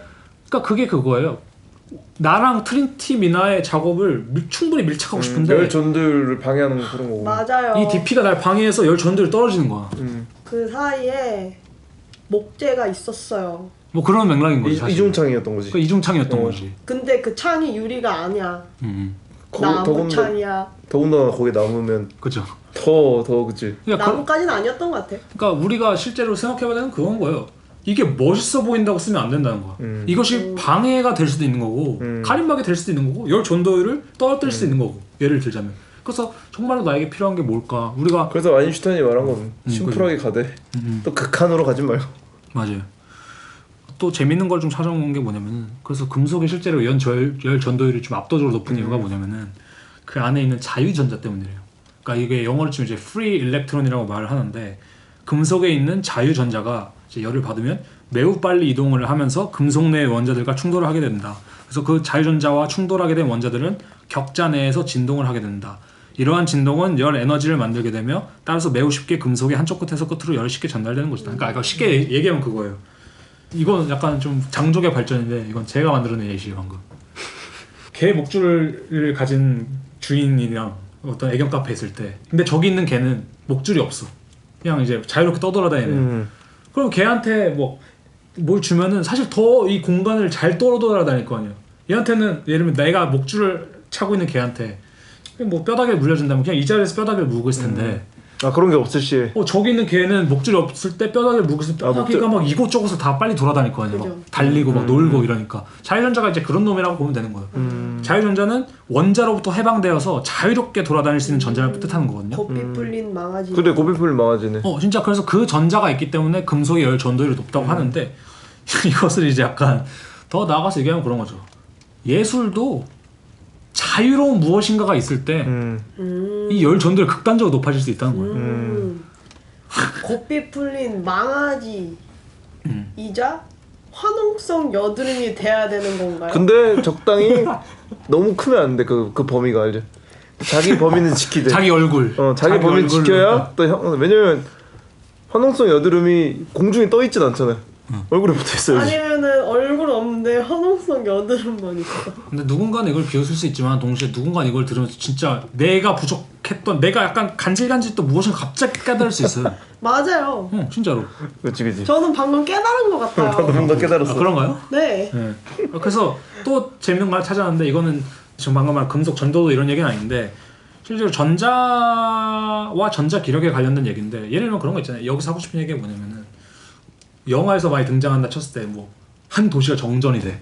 그러다가 전기가 갑자기 연결되면 펑펑펑 하고 켜지잖아요. 맞아. 근데 그 속도가 되게 빠른 거잖아요, 사실. 한 도시가 갑자기 거의 동시다발적으로 켜지던가면. 근데 전자의 속도는 사실 달팽이 정도의 속도래요, 원래. 그 전자의 속도가. 근데 이 전자의 속도가 이렇게 빨리 전기들이 이렇게 빨리 이동할 수 있는 이유가 이제 전선이나 뭐 이런 여러 가지 장치를 통해 있는데 이 전선이라는 장치를 생각해 보면 그거라고 하거든요.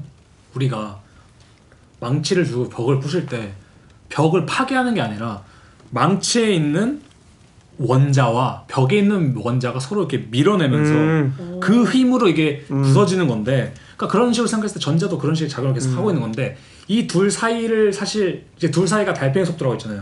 이 두 개의 만약에 전자가 뭐 달팽이 속도로 작용과 반작용을 하고 데이터를 교환한다 치면은 사실 엄청나게 느리게 일어나야 되는 거죠. 여기 콘센트 꽂으면은 달팽이 기어가서 여기 켜지는 것처럼 그 속도가 되는데, 그 속도가 아닌 이유가 뭐냐면은 좀 어려운 얘기는 다 생략하고 이 전자 기력이라는 힘이 있는데, 전자 기력이 그거에 그 자석이 서로 밀어내는 힘. 그것을 통해서 이제 사실은 이제 이 전자들이 소통을 하고 있는 거라고 말할 수 있는데, 이 소통을 하는 속도는 되게 느려 보일 수 있겠지만 사실 이 전자기력을 매개하는 입자가 따로 있다고 말하거든요. 이 전자기력을 매개하는 입자가 광자인데, 광자가 무슨 광이에요? 빛광자. 빛광자는. 그래서 이게 사실 전기가 그래서 광 케이블이 그거군요. 광 케이블이 되는 거고, 그래서 빛광자가 되는 거예요, 그게. 하지만 저는 이 광자가 돼야 된다.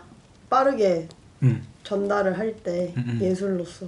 그럼 이 빛광은, 그러니까 광은 빛광이 아니고 미칠 광이 아닐까요? 뭐 그럴 수도 있겠죠. 미쳐야 뭐 끼워 맞추기 시작한 거예요. 근데 약간 유사미하게 적절한 인지가 되고 있어요. 이 개를 어디까지 넓히냐의 차이거든요, 사실. 그치. 아 진짜 맞는 말이에요. 저도 동감해요. 미쳐야 빨라지는 거죠 예술에서는.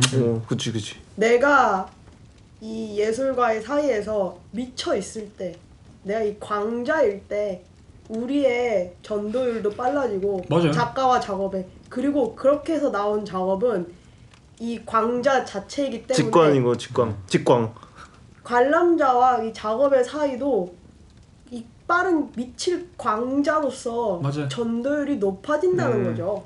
저가 하고 싶은 말도 사실 그거예요. 이 작업 자체가 되게 느리거나 뭐 이렇더라도 이 매개한 입자가 빠르다면 우리는 그치. 충분히 그걸 잘 전달할 수 있다. 이걸 뭐 데이터든 뭐든 간에 우리가 전달하고 싶다를 다 이제 할 수 있는 건데 사실 이 정도를 조사해와서 좀 여기부터 좀 얘기를 하면 좋을 것 같은데 그 찬찬히 다시 한 번만 좀 정리하면서 네. 딱 훑어보면 좋을 것 같아요. 그래서 여태까지 했던 이야기를 종합하면은 결국 따뜻한 예술의 조건 첫 번째는 그거잖아요. 멈춰있는 예술이 아닌 네. 운동감이 있는 예술. 운동감이 있다는 건 이제 아까 말한 이제 열이란 것이 어떤 전달의 형태다라는 그 이제 맥락에서 제가 얘기를 하는 건데 제 생각에는 그래서 뭐랄까 진짜 좋은 예술, 따뜻한 예술을 봤을 때 드는 감정은 확실히 그런 것 같아요. 좀 살아있다라는 좀 맥락이 맞아. 드는 것 같아요. 그래서 이 살아있다는 맥락을 사실 더 끌고 갔을 때 이번의 질문과 당연히 연결되는 건데 여기서 좀 더 얘기를 해보자면 그런 거죠. 아까 말했잖아요. 이게 에테르 천상에서 내려오는 어떤 생명력의 근원이다 라고 말한 것처럼 저는 따뜻한 예술은 생명력과 활력을 담고 있어야 된다고 생각하거든요. 근데 그런 것을 봤을 때 제 생각에 예술의 생명력을 책임지는 것은 작가의 경험이라 생각해요. 개인적으로. 왜냐면 이제 아까 저희가 막 그런 얘기 했잖아요. innate hit, 그러니까 타고난 열. 근데 타고난 열은 제가 볼 때 나란 사람 그 자체인 것 같아요. 내가 살아온 환경과 맞아요. 내가 뭐 겪어온 경험 그리고 그것을 내가 얼마나 솔직하게 대할 수 있는가가 난 타고난 열의 좀 조건이라고 맞아. 생각을 하는 것 같아요. 그래서 실제로 뭐랄까 이 자신의 진짜 경험, 작가의 경험을 쓰는 건 되게 중요하지 않나. 왜냐면은 생명력이 없다고 느껴지는 예술의 특징은 사실 그게 어느 정도로 잘 만들어지고 뭐 어느 정도의 퀄리티고 어느 정도의 뭐 거대 스케일인 걸 떠나서 좀 자신의 경험이나 자신의 이야기가 희석되기 시작할 때부터 그것이 잘 안 느껴지는 것 같아요. 그러니까 이런 말 하기 그렇지만 산드라 무진가의 작업 중에 이번에 이제 한복방에서 저번에 했던 이제 그 거대 인형 같은 거 있잖아요. 거대 네. 이제 사람 모형처럼 만들어 놓은 거. 내셔널 프라이스 그죠? 때 했을 때. 그때는 좀 되게 좋았어요. 실제 그 작업을 벤스 벤널에서 보기도 했고 저는 되게 좋았는데 한복방에서 보셨죠? 아닌가? 저도 못 봤죠. 우리 그때 같이 못 봤죠 저희가. 막걸리 씨가 보셨나? 처음 봤죠. 막걸리 씨 전 봤죠. 그게 되게 좀 괜찮았거든요 개인적으로. 뭐 어느 정도 검은 어쌔신 같은. 생명력이 좀 있다고 생각하는데 요번에 한복방을 새로 좀 또 전시를 해요. 크게 무슨 영상 작업하는 거 봤었어. 근데 저는 그게 약간 이게 좀 희석된 것 같다 생명력이. 어. 약간 뭔가 자기 이야기를 하고 있긴 한데 그게 약간 좀 매너리즘적인 방식이 된 것 같기도 하고 고립계가 된 건가요? 약간의 그런 경향이 있다 사실. 보온병 안에 슬슬 들어가고 있는 아니면은 건가요? 그거죠. 그런 것 같아요. 오히려 어느 정도 영역을 넓히다가 그 어쌔신까지 영역이 참 좋았는데 거기서 더 뭔가 이야기를 하려고 억지로 지어짜내다 보니까 여드름이 너무 커진 거지. 짜져버렸네. 짜쳤네. 터진 거. 자 그렇게 볼 수 있을 것 같아요. 근데 왜냐면 실제로 아까 아인슈타인이 말한 뭐 개에 대한 얘기처럼 그런 거잖아요. 사실 나 자신을 보는 게 진짜 제일 힘든 거예요 세상에서. 그게 어렵지. 그러니까 내 자신의 타고난 열, 내 자신의 타고난 그런 그 생명력을 내가 판단하는 건 진짜 어려운 거예요. 맞아. 그러니까 말했잖아요. 내가 내 온도, 내가 내 얼굴을 만지면서 우리가 열 재줄 때 내가 재지 않잖아요. 맞아. 항상 상대방이 필요하지. 맞아요. 근데 내 열을 잴 수 있다는 능력은 사실 엄청난 통찰과 그게 있어야 되는 거예요. 자기 컨디션 체크가 진짜 어려운 거지. 엄청난 집중력이죠. 맞아요. 근데 그 내가 내 속 안에 있는 그 활력과 생명력의 근원 그것을 찾아내는 것이 그다음 그것을 참 잘 볼 줄 아는 것이 사실 엄청난 노력인데 요즘에는 너무 남의 열을 이렇게 재주고 있냐 이런 느낌이지 않을까. 아니면 남의 이런 거 같아요. 딱 남의 열을 재주고 너 이거야 음. 이렇게 말하면은 나 그건가? 너무 그거 또 천착한 건 아니야. 거기서 아니면 또, 잘못된 온도계를 입에 꽂고 있는 것 같기도 하고. 뭐 그럴 수도 있고. 오작동난 온도계를 꽂고 난 열이 넘쳐라고 착각하는 거지. 그러니까 이게 참 그런 것 같아요. 사람들이 외적으로 공부를 되게 많이 하고 뭐 책도 많이 읽고 뭐 영화도 많이 보지만 사실 그 모든 과정은 자기 자신을 찾기 위한 과정이잖아요. 그 목적성을 띠면은 그러니까 내가 무슨 아피차풍을 무슨 찬양하고자 아피차풍 영화를 보는 거 아니야. 나 좋으라고 보는 거지. 이런 것 같아요. 아까 말했던 것처럼 책상에 이제 손을 댔을 때 이게 사실 나의 온도인데 책상의 온도뿐만이라고 생각하는 거 아닐까요? 뭐 그럴 수도 있는 거죠. 그러니까 이게 얼마나 나를 잃어버렸으니까. 이게 얼마나 힘든 거냐면 나무가 자신의 잘리지도 않고 자신 나이테를 이렇게 보고 있는 거야 사실. 근데 그만큼 사실 어려운 게 없잖아. 그래서 가끔 저는 요즘에 아쉬운 거는 특히 특히 약간 젊은 층들이 아쉬운 꼰대 같은 반응일 수 있겠지만 약간 그런 건 있는 것 같아요. 요즘에 너무 어떤 진심, 뭐 진짜, 뭐 아니면 본질, 근원 이런 식의 단어가 되게 좀 쿨하지 않은 단어로 인식되는 경향이 있는 것 같거든요. 근데 사실 제가 볼 때 좀 그거만큼 어려운 게 없는 건데, 그러니까 누구도 아티스트 스테이트먼트 쓰면서 저는 이걸 제가 진심으로 좋아서 이거 제 본질이고 이게 제 근원이라서 이걸 이런 식으로 안 쓰잖아요. 안 쓰죠. 그러니까 왜 나의 온도를 다른 사람의 온도에 차냐는 거예요.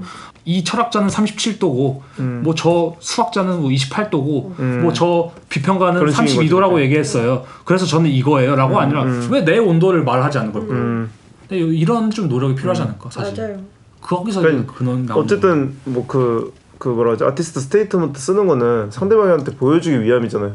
내가 내 온도를 어떻게 표현할지 모르니까 온도라는 것도 온도계가 모든 인류가 어쨌든 같이 동의한 거잖아요. 1도는 몇이고 2도는 몇이고 대충 이 느낌대로.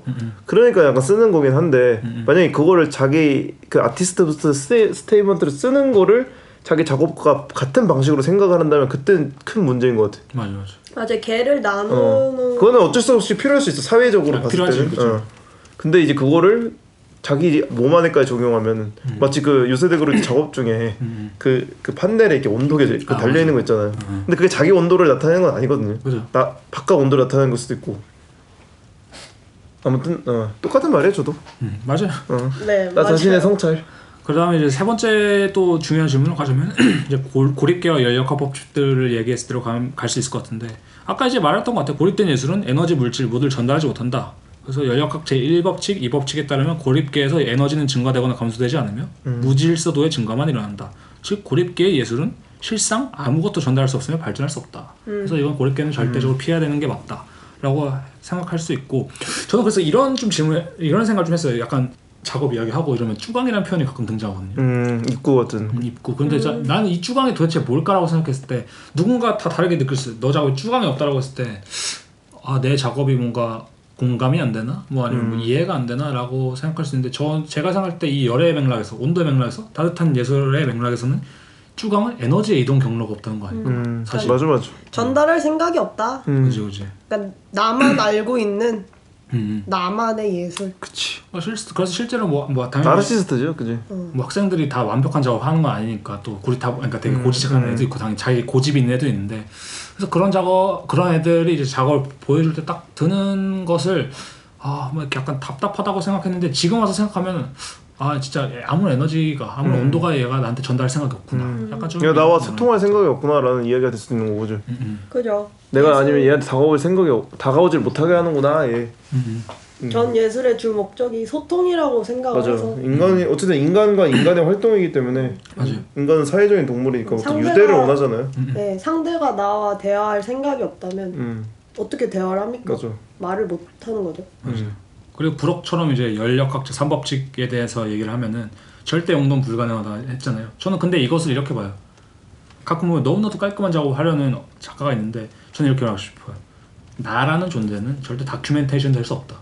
그러니까 제가 말한 거는 예술가들 가끔 자신을 무슨 상황의 담지자처럼 모든 전지전능한 신처럼 관찰자처럼 어떤 상황이나 현상을 포착하고 그것을 나열하라고 하는데 저는 그게 절대용도 어떤 그 차가운 절대용도를 향한 욕망이라고 보는데 사실 좀 절대용도는 불가능하다고 봐요.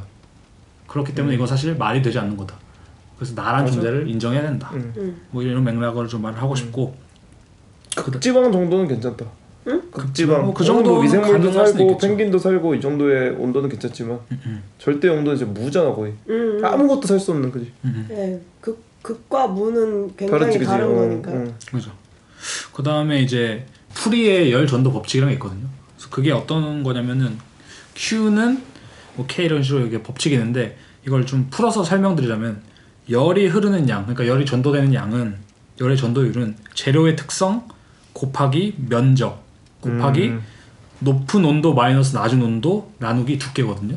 그러니까 뭐 대충 이런 식으로 좀 설명이 어려운데 그러니까 중요한 거는 높은 온도에서 낮은 온도를 뺀 값을 두께로 나누고 그것을 면적과 재료의 특성을 곱하는 거예요. 그럼 이제 열 전도율이 나온다는 건데 저는 그래서 이거 약간 예술의 맥락을 좀 고쳐봤어요. 그래서 따뜻함의 양은 재료의 특성이었는데 소재의 특성이라는 게 좀 애매한데 저는 이제 그걸 자신이 가지고 있는 경험이라고 좀 생각하거든요. 근데 이거는 사실 좀 변동치가 있다고 생각하는 게 뭐냐면은 사실 그렇잖아요. 뭐 시대마다 시대 좀 잘 타고나야 된다고 말하는 게 그게 밸런스 딱 맞아요. 그렇죠. 시대적으로 잘 맞는 사람들은 분명히 있어요. 어떤 맞아요. 주제라든지 맞아, 인종이라든지 뭐 성별이라든지 뭐든 간에 그게 맞아. 잘 맞는 사람들이 좀 있는데 전 그런 걸 소재 특성이라고 보는데 뭐 물론 당연히 이제 소재 특성을 좀 더 간결하고 잘 찾으면 좋은 건데 자시한가 잘 맞게.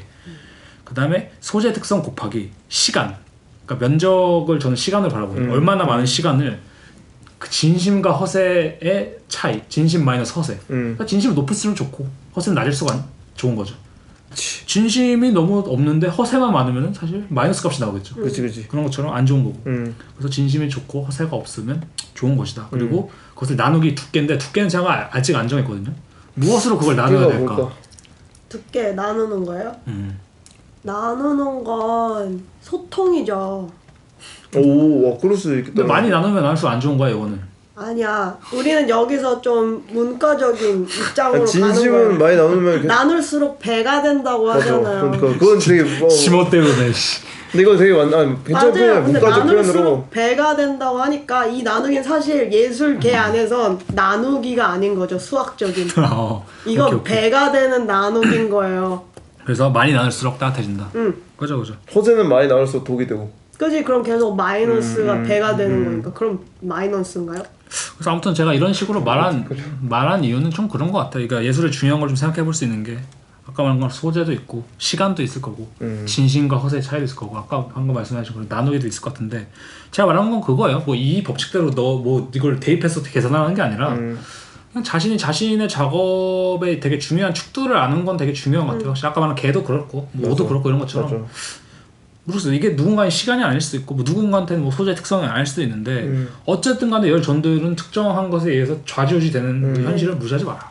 그리고 전 아까 그 공식에서 그 소재의 특성에 대해서 뭔가 들었던 생각이 맞아요. 이 시대가 더 시대에 이제 더 어울릴 수 있는 특성이 있겠지만 사실 그렇지 않아도 이제 어쨌든 열은 계속 전도가 되고 있잖아요. 맞아요. 시간의 차이일 뿐이지. 그래서 여기다 시간을 써서 시간이 길면 길수록 사실 더 높아지잖아. 사후에 유명한 작가들도 있고 그죠. 존버도 있고 그러니까 존버도 있고. 존버라고 하니까 사람 같은데 고로 이 시대에 맞지 않는 자신이 지금 생각했을 때 난 이 시대에 맞지 않는 특성인 것 같아 라고 하더라도 맞아요. 그 특성에 솔직하다면 자신의 맞아. 특성의 오리지널리티에 진심을 다해서 시간을 투여한다면 사실 그것이 정답일 것이다 라는 거죠. 이 공식에 한해서. 맞아. 그리고 이런 열 전도율이라는 식으로 우리가 열의 전달을 생각했을 때 되게 중요한 개념일 것 같아요. 내 작품은 완벽하지만 사람들이 이해를 못할 뿐이야 라는 것은 사실 말이 안 되는 개념이란 거죠. 그러니까 완벽하다면은 열 전도율도 돼야 되고 이런 건데 그것이 이루어지지 않다는 거거든요. 실제로 그냥 젊은 사람들은 되게 객기로 그런 얘기를 하기도 하고 아니면 나이 든 사람은 또 다치기 때문에 그런 얘기를 하기도 하는데 이런 건 사실 되게 위험한 것 같아요. 그래서 맞아. 내 작품은 완벽하지만 사람들이 느끼지 못해. 사람들이 바보야. 이거는 사실 이 물리학적인 맥락에서는 불가능한 게 아니에요. 시간이 필요해 막 이렇게 말한 건 혼자. 맞아. 내 작업은 시간이 필요해. 사람들이 알아들으려면. 그다음 그런 것도 있는 것 같아요. 약간 특정 작품이 되게 다른 작품과 비슷해 보이는데 어떤 작품이 훨씬 좋은 게 있잖아요. 확실히. 맞아. 근데 이런 것도 그 미묘하게 그 사람이 가지고 있는 소재 특성이라고 이걸 말할 수 있는데 그 사람이 가지고 있는 그 미묘한 어떤 것이 열 전도도의 그것을 완전 바꿔놓는 것 같아요. 제 맞아. 생각에. 맞아요. 그래서 남의 거를 그냥 가져오는 게 언제나 답은 아니고 맞아. 또 동시에 되게 좋은 걸 좀 이제 차용해 온다면 되게 좋게 작용할 수도 있는 거죠. 그래서 이게 전도도에 대한 얘기는 뭐 이 정도로 하면 될 것 같고 그다음에 이제 플레이 일렉트론 자유전자로 간다면 무엇인가로부터 해방되어 있는 것이 있어야 열이 잘 전달된다. 그래서 아까 제가 말했지만 이 전자가 원자에 붙잡혀 있는 거거든요. 간단하게 말하면. 근데 이 원자라는 것이 사실 어떤 화학 물질 최소단이잖아요. 이게 더 이상 이제 분해될 수 없는 그 최소단이라고 말할 수 있는데 속성을 잃지 않은 최소단이.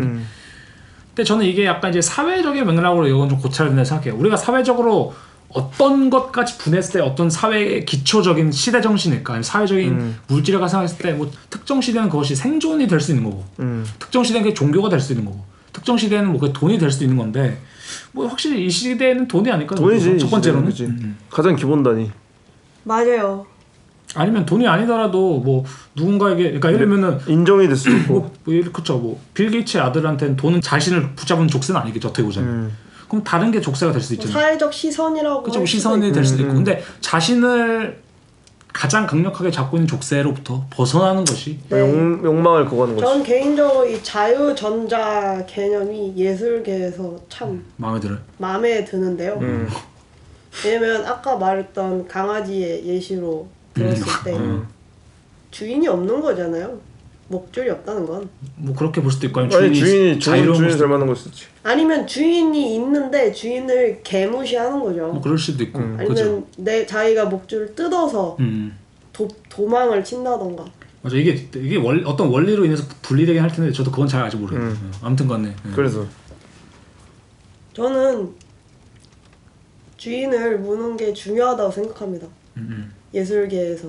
맞아 그래서 어떤 맥락으로 이 자유전자라는 것이 사실 뭐 반항이라고 말할 수 있는 거고 네. 뭐 아니면 뭐 거부한다고 해야 될까요? 네. 뭐 그런 여러 가지 가치를 줄을 좀- 담요를 일부러 막 이렇게 하는 것도 있는 거지. 줄을 담요를 거부하는 것도 하나의 방식이지. 그죠. 그래서 어쨌든 간에 중요한 거예요. 족쇄에서 벗어나서 자유롭게 돌아다녀야 이게 전도도가 세다 이건데 착한 씨의 그런 족쇄는 뭔 것 같아요. 확실히. 저한테 그런 족쇄를 해방해야겠다는 마음 자체가 저한테 족쇄인 것 같아. 더 이거 해야 돼, 알죠? 더 나아야 돼. 내가 봤을 때 사칸 씨한테는 본인이 족쇄가 아닌가. 제가 제일 족쇄. 아 진짜로. 당신이 가장 큰 문제였군. 본인을 물어 뜯어야겠네. 저는 항상 저를 약간 가학하거든요. 갈구고 이러니까. 네, 가학하거든요. 근데 그럴 필요가 없는데 사실. 우편의 족쇄는 뭔가요? 저는 약간 인정인 것 같아요. 사회적인 인정. 그러니까 약간 의외로 제가 그런 걸 잘 못해요. 의도적으로 조지는 거. 아 일부러 망치는 거. 그러니까 그런 말 있잖아요. 예를 들면 뭐 실패는 성공의 어머니다. 그래서 모두 많은 걸 해봐라 이런 말이 있는데 저는 약간 실패할 것 같은 걸 잘 못해요. 망하는 거? 망하는 거. 그래서 그걸 좀 벗어나야 좀 잘할 수 있지 않을까 그런 생각을 하게 돼요. 약간 충격요법으로. 그게 충격요법도 충격요법인데 그냥 그런 것들이 사실 저는 되게 가치 있을 거라고 생각을 하거든요. 거기서 또 내가 맞아요. 나오는 거니까 사실. 맞아요. 그거 갑자기 생각나요. 그 오펜 씨가 보내줬던 유튜브 중에 제목이 돌다리도 두드려보고 건너지 않는다. 네. 돌다리도 두드려보고 너무 진짜 신기한. 안 건너. 뭐죠? 그러면 막걸리 씨는 뭐예요? 저 계속 생각하고 있거든요. 좀 정해주실래요? 그걸 저희한테 뭘 저희한테 정해달라고? 그 남한테 온도를 재달라고 저희가 지금. 목조를 쳐달라는 거예요, 뭐야? 남한테 온도를 좀 재달라고 뭐야? 거예요. 그러지 않기로 했잖아. 너무 어려운 것 같아요. 저 좀 생각해 볼게요. 그래도 어쨌든 간에 중요한 건 내 작업이 무엇으로부터 해방을 꾀하는지 좀 생각하면 좋다. 그러니까 해방 일지. 이거 진짜 좋은 말이네. 그러니까 해방 나의 해방 일지가. 나의 해방 일지는 사실 자유 일렉트론에 대한 얘기일 수 맞아, 있어요. 맞네. 추앙해라라는 건가요? 그죠. 추앙하는 거죠.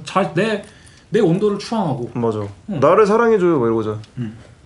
아무튼 이거는 뭐 이제 생각나시면 생각나시면 거고. 그다음 아까 이제 마지막으로는 얘기했던 것처럼 데이터를 잘 전달하는 방식에는 매개 입자를 활용하는 방식이 있다. 그래서 그 매개 입자가 빠르면 된다. 맞아. 그럼 뭐 여러 가지 좀 방식을 생각해 볼 수 있을 것 같은데 뭐 예술과 관객의 중간에 있는 입자라고 생각했을 때 작품이지 않을까요, 그게? 뭐 작품이기도 하고 아니면 저는 그런 거라고 봐요. 작품의 좀 형식이라고 해야 되나? 뭐 카탈로그가 될 수도 있고 아, 그치. 뭐 포스터가 될 수도 있고 글이 인터뷰가 될 수도 있고, 뭐 인터뷰가 될 수도 있고 그래서 큐레이터가 될 수도 있고. 그래서 당연히 그럴 수 있어. 그러니까 이걸 인정할 수 있는 사람도 있을 수도 있거든요. 내 전자는 끝이야. 내 전자 망했어. 전달도 잘 못하고 속도도 달팽이야. 난 큰일 났다. 하지만 이 베개 입자를 광자를 사용하면 또 확실한 전달이 될 수 있다. 이거 말하는 거죠. 그지. 여러 가지 전략이 있다 이거죠. 미칠 광을 써야 되죠. 맞아. 근데 그거 맞아요. 왜냐면은 모든 이들이 다 똑같은 강점을 가지고 있지 않잖아요. 아니, 사실 보면 키펜베어거가 약간 그런 그런 예인 것 같기도 해요. 맞아요. 키펜베어는 광자를 진짜 잘 활용한. 그 사람 작업 자체는 어떻게 보면은 사실 그냥 삼류 아마추어 작업이라고 해도 모를 수도 있는데 맞아. 그 개념들이랑 뭐 이런 게 되게 훌륭하니까. 광 케이블을 너무 잘 연결해가지고. 맞아. 광 케이블. 맞아. 그러네요. 광 케이블이네요. 그거 진짜 광 케이블이니까. 그래서 이 외부 입자의 중요성을 간과해서 안 돼. 그러니까 자신의 그걸 또 냉철하게 바라보면 또 이 시선이 필요한 거죠. 사실 그 고민이. 그래서 하지만 어쨌든 간에 아무런 전자가 존재하지 않는다면 전자 기억도 없는 거니까 일정 노력은 해라. 그럼 맞아. 그러니까 그런 거죠. 그러니까 사실 이 전략을 좀 잘 쓸 수 있는 사람들 중에는 좀 날먹이라고 하죠 요즘에. 그러니까 날먹 전시를 잘하는 방법일 수도 있어요 이게. 날로 먹기. 날로 먹는 전시. 근데 거기다 또 이제 텍스트라든지 뭐 포스트키 깔라게 하면 또 이게 또 작동할 수 있는 거죠. 맞아. 근데 광 케이블은 사실 어느 정도 한계가 있는 것 같아. 키펜베어 얘기를 들었지만 키펜베어는 그 광 케이블을 달팽이가 감은 느낌이라 그렇지만 뭐 그런 사람도 있잖아요. 케이블 딱 끊었을 때 그 위치가 그 딱 드러나는 사람 있잖아요. 자기 외부적 그 뭐 인맥이라던가 아 그죠. 어떤 허세라던가 어떤 홍보 전달 케이블 매체가 끊었다는 싹 게 약간 뭔가 끊어졌고 사회적인 어떤 파문이 있거나 뭐 그게 이럴 딱 때 떠나간다고 모든 게 말하고. 드러나는 사람들 있잖아요. 맞아요. 근데 진짜 좋은 방송 아니에요? 어떤 예술 방송이 키팬배하고 얘기를 하면서 광케이블 얘기를 지금 여드름 얘기까지 나오고. 저는 지금 제 족쇄 생각하느라 머리가 그러니까 돌아버릴 이거 것 질문 같아요. 괜히 던졌어요. 이게 지금 족쇄예요 지금. 저는 우리가 족쇄를 줘버렸네. 더듬이가 족쇄인 것 같습니다. 그럴 수 있죠. 저둠에서 좀 프리해질 수 있기를. 그러니까. 곧 프리해질 거잖아 어차피. 네, 이제 이거 끝나고 저는 자유로운 어. 영혼이 도비가 되거든요. 그래서 파트 1 이제 과학편, 물리학편 여기서 끝난 건데 어떤 것 같아요? 저가 약간 억지스럽게 약간 연결을 했지만 그래도 나름 의미가 있는 것 같지 않나요? 저는 되게 아니, 저는- 재밌었어요. 저도 뭔가 약간 워모를 낀 느낌? 그다음에 이게 되게 중요한 게 뭐냐면 예술이 사실 우리가 막 힘들다고 말하는 건 이유 중 하나가 수학은 답이 있잖아 뭐 이런 식으로 많이 하잖아요. 뭐 공식이 있잖아 답이 있잖아. 우리 예술에 이걸 지금 제공해 준 거거든요. 그치. 약간 예술 공식 예술 공식. 그러니까 들어갑니다. 우리는 이제 지금 솔루션을 나갈 수가 있어요. 약간 백종원 대표 마냥 사장님 이거 밀착도 별론데요? 이렇게 말할 수 있는 거거든요. 그치. 사장님 이거 열정도 진짜 안 되고 있어 사장님 지금. 광케이블 몇 미터 깔았어요? 이거 사장님 이거 소재 어디 거예요? 여드름 패치 떼라 했쥬. 그러니까 이런 식으로 말할 수 있는 거예요. 사장님 지금 천상에서 에테르 열이 안 내려왔어요. 이렇게 말할 수 있는 것처럼 아우 춥다 여기. 사장님 여드름 다 짜버렸죠. 뭐 이런 것처럼. 지금 몇 절이 흘러간 그러니까, 건지 근데 아무튼 간에 아찔하네요. 개인의 작업에 어떤 뭔가 불만족스러운 부분이 있을 때 이 방송을 듣고 약간 잘 끼워 맞춰보면 또 답이 나올 수가 있어요. 지금 이거 네. 듣고 있는 아까 제가 말했죠. 저희 이거 시작할 때 이 방송을 듣고 계신 분이 막 이불을 덮고 누워 계실 수도 있다. 이 특정한 지문이죠. 이 온몸을 체크해보는 거. 그러니까 자신의 열을. 그럴 수 있죠. 잠 못 이루는 법. 근데 어쨌든 간에 이것도 아직 확실한 이론은 아닌 게 뭐냐면 당연히 이론은 아니지만 저희가 설명은 좀 이것만 이게 말씀드려요. 유사미학이지. 아니, 유사미학. 열 전도 위주로 좀 이제 책정을 한 상태고 열 대류와 복사가 만약에 들어오면 더 사태는 복잡해지는 건 그건 있으니까 네. 그래서 이제 그런 거는 이제 하지 않기로 하고 우선 이 정도 우리도 사실 과학 문외한이기 때문에 네, 이미 너무 따뜻해요. 이미 따뜻한가요? 네. 오케이. 후끈해요 지금. 예술을 향한 이 저의 사랑이 느껴지네. 그죠. 이 따뜻함으로. 네. 지금 아마 듣고 계시면 이제 귀에서 이제 땀 나는 거. 더워서 후끈해서. 이어폰이 지금 발열이 이게 약간 그렇게 될 수 있는데 파트 1은 그럼 우선은 여기서 잠시 맞추는 걸로 하고 파트 2는 이제 좀 전반적인 여러 가지 얘기를 할 것 같아요. 몇 가지 키워드나 뭐 이런 걸 통해서 네, 아까 얘기했던 이론과 단어들, 비유들을 바탕으로 여러 가지 좀 그죠. 이야기를 자유롭게 좀 마지막으로 이제 그런 거 있잖아요. 이제 자 여러분들 이런 수업 여기서 끝났으니까 자유롭게 한번 토론해 보세요. 막 이런 느낌이잖아요. 그래서 그런 느낌 한번 갈 것 같고 그래서 저희는 잠시만 쉬고 또 이제 네. 돌아오는 걸 하겠습니다. 예.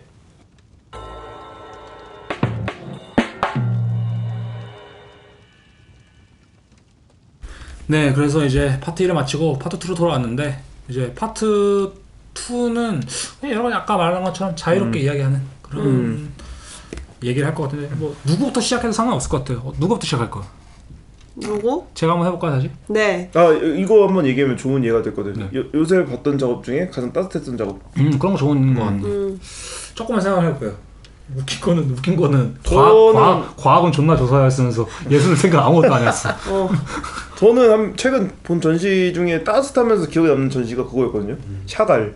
샤갈. 저는 사실 샤갈 너무 유명하잖아요. 그죠. 근데 크게 몰랐어요. 너무 유명한 그 작업 말 그려져 있는 거. 그거 빼고 잘 몰랐는데 이번에 샤갈이 한번 재혼을 했더라고요. 이번에 샤갈이 지금. 이번에는 반대 샤갈이 재혼을 한번 했었는데 그 전 부인과 첫 번째 부인과 엄청 오랫동안 살았더라고. 행복한 일생을 보내다가 왜 갑자기? 이제 불의에 갑작스럽게 죽었다고 하더라고. 그거 거의 이제 전시에 나와 있는 설명으로. 그리고 나서 이제 본인 미술 안에 그림 안에 계속해서 이제 얼굴이 2개 달린 것 같은 피규어가 등장해요. 근데 그 이야기를 하더라고요. 전 부인이 죽고 나서 새롭게 만난 여자와 이제 프랑스로 돌아가려고 했대요. 미국에 살다가 근데 미국에 그 첫 부인의 묘지가 있는 거예요. 그 때문에 샤갈이 내적 고민이 엄청 많았다고 하더라고. 이 부인을 두고 가는 것 같은 마음이 있잖아요. 그래서 결국에는 그 새로 만난 여자를 따라 프랑스로 가긴 했는데 그 내적 고민이 여실히 드러난 듯한 그 설명을 보고 그 그림이 있어요. 그러니까 어느 정도 그건 광케이블이겠죠. 그걸 딱 보고 나서 느낀 게 그냥 이 사람은 진심이구나. 그냥 이 고민이 진심인 게 보이더라고. 그리고 전쟁에 대한 불안감이라던가 아니면 자기 자식들에 대한 사랑, 아니면 뭐 고향에 대한 그리움 이런 것들을 그 10년 동안 많은 작업이 유명한 작업들이 동시다발적으로 탁 터져 나온 것 같은데 그 작업들을 보면서 그냥 여기 그냥 샤갈 히트전이다 거의 이 정도면 그래서 저는 가장 기억에 남았던 것 같아요. 가장 최근에 봤던 것 중에. 최근에 봤던 거 중에. 그럼 이 전시는 아까 얘기했던 공식이 이루어진 전시겠네요. 전시 자체의 따뜻함보다는 작업 난 좀 작업 한정을 봤을 때. 그러니까 작업의 비율이 곱하기잖아요. 그러니까 전시 곱하기 비율이 조금 낮고. 그리고 그것도 있었을 것 같아요. 본인의 성질. 요즘 여러 가지니까. 그렇죠. 사카린의 전도율 또한 그것도 좋았다. 그것도 잘 맞아야 되는 거예요, 사실. 맞아, 이것과 이것의 전도율이 맞아. 그래서 취향이 좀 맞아야 된다는 뜻이 사실 그런 거죠. 맞아. 전도율이 비슷해. 내가 샤갈한테 금속이 되었던 거야. 그지. 맞아. 자유전자. 샤갈 그림 앞에서 목재가 사실도 됐고. 무슨 합이 있는 것처럼. 그치. 자유전자가 그런 것처럼. 이루어졌었네요. 두 분 뭐 생각이 나셨나요? 막걸 씨 뭐 생각하시는 거 있으신가요? 저는 따뜻함을 생각했을 때 저는 그 아그네스 바르다라는 프랑스 영화 대표적이긴 감독의 하죠. 따뜻하지. 제가 참 좋아하는데요. 그 이삭 죽는 사람들과 나라는 영화 한 장면이 되게 생각났어요. 네. 어떤 장면인가요? 그게 이제 이 영화 자체는 뭐 아그네스 바르다의 주 특기라고 저는 생각하는데 뭐 트렌티 미나랑도 좀 비슷하네요. 생각해보니까 뭐 이렇게 다큐멘터리적인 얘기를 하면서 본인의 이야기를 끊임없이 전달하는 영화인데 그 장면 중에 하나가 제가 되게 매료됐던 건 이게 그냥 아가네스 바르다 되게 쉽게 찍어요. 그냥 뭐 맞아, 조그마한 설렁설렁 캠코더 들고 갖고 다니면서. 막 맞아. 찍어요. 이렇게 찍는데 어떤 장면이 그 카메라 그 뚜껑 캠코더 뚜껑이 이렇게 달려 있잖아요. 줄로. 이게 이제 스크린 안으로 이제 탈랑달랑 그러면서 계속 들어오는 거예요. 그냥 뭐 이러고 설렁설렁 찍으니까. 그렇죠. 그런데 이제 사실 그런 게 편집점이 될 수 있는 그쵸, 장면이잖아요. 편집하죠, 보통 이제 영화라면 그치, 카메라 그치. 뚜껑이 다 들어오는 거 그냥 돌발사고지. 네, 빼버리죠. 근데 아그네스 바르다는 그 순간에 대한 나레이션으로 뭐 뚜껑이 춤을 춘다고 이제 말을 하는 거예요. 근데 저는 그게 그 장면이 이게 사실 편집점이 될 수 있다는 건 그 순간을 그냥 자신만의 순간으로 감추고 그냥 삭제시켜 버릴 수 있다는 건데 근데 그 자신만의 것을 받아들이고 그죠. 그리고 거기서 타고난 온기를 받아들이고 자신의 타고난 온기를 인지하고 인정해서 받아들이고 그 순간에 반응한다는 것. 그러니까 그 순간을 소화시키는 것. 자신 있던 거지. 바로 이것은 소화 에너지다. 그죠, 사람이 진짜 소화할 때 열이 나잖아요. 그죠, 맞아요. 나는 그 소화의 열을 느껴버렸다. 자기 자신을 소화한 사람이 가진 열. 네. 정말 자기 자신을 뜨끈뜨끈. 아니까 그런 거에 당황하지 않고. 근데 맞아요. 왜냐면은 이게 자기 자신을 모르는 감독이었으면은 그건 무조건 편집됐어야 되는 거예요. 사실은. 근데 그것은 정말 자신의 그 감정을 너무 잘 안다. 네. 그걸 편집 안 한 게. 그다음 실제로 벌써 아니에스 바르다 그 이삭 죽는 사람들과 나를 보면은 그다음 아니에스 바르다의 전반적인 영화의 특징은 영화까지 모르니까 다큐멘터리인가 그게? 사실 다큐멘터리죠. 다큐멘터리. 나중에 이제 보면. 그러니까 그 특징이 좀 자기 자신이 되게 많이 등장한 거거든요. 네. 거울에서 이삭 죽고도 이렇게 찍기도 하고. 네. 그 다른 영화들도 막 좀 간간히 되게 등장하는 것 같고 그런 걸 보면은 참 자기 자신을 볼 줄 아는 사람들이 맞아. 많은 사람이다 사실은. 맞아. 그냥 이게 뭐 이거 약간 이렇게 일반화시킨 그런데 프랑스인데 좀 그런 경향이 있어요 제가 볼 때. 왜냐면 프랑스인들은 뭐 되게 프라이드 되게 세다고 우리가 말을 하잖아요. 맞아. 그런 거 봤을 때 좀 자기를 사랑하는 사람들이고 저가 파리를 갔을 때 느꼈던 게 그거거든요. 옷차림은 뭐도 그지. 옷차림 보고 말하는 게 그러니까 옷차림에 대해서 말하는 건데 뭐냐면은 뭐 독일이나 서울이나 느낌이 뭐 좀 다르긴 하지만 그런 느낌이 있거든요. 나 꾸미고 나왔어 뭐 약간 이런 느낌이 있다면은 파리에서는 그게 그냥 디폴트 값인 것 같아요. 맞아. 너 왜 너 자신을 안 꾸며? 맞아. 약간 이런 느낌. 그래서 개성도 다르지만 다 멋있잖아요. 맞아. 그래서 좀 이런 좀 패션에 대한 감각도 확실히 보면 이 사람들은 좀 자기 자신을 좀 사랑하는 법을 배운 사람들이겠다. 나를 잘 안다는 거는 옷차림에서 꽤 잘 나타나요. 맞아요. 옷차림 막 저희 많이 얘기했죠. 미술 하는 사람 만났는데 옷차림 재미가 없다. 그건 자기한테 안 어울리는 그게 아니라 그냥 알죠. 너무 티피컬하게 입으면 이제 작업에 대한 기대가 사실 좀 떨어지죠. 이미 보기도 전에 작업을.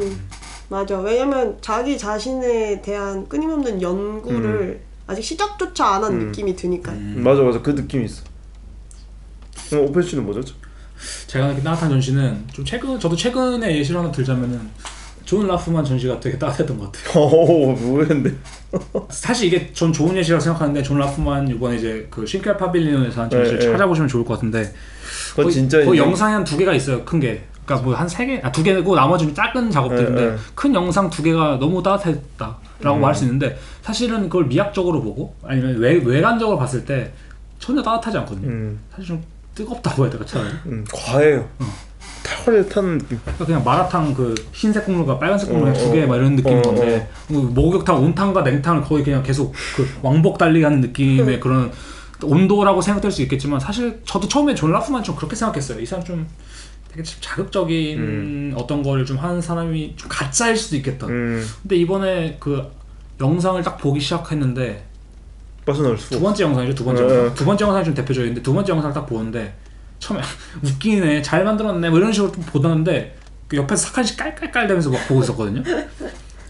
이 작업이 사실 되게 인류를 좀 아포칼립스적이고 되게 이상하게 표현을 하고 되게 그러니까 이런 말이 병신같이 만들었거든요. 모든 세상을. 스토리가 꽤나 한국 드라마 같아요. 사람도 다 병신이고 모든 게 다 병신 세상인데 이게 한 30분 넘어가니까 갑자기 약간 인류애가 샘솟는 느낌이 들어요. 얘네들을 데리고 너무 잘 놀고 너무 따뜻해.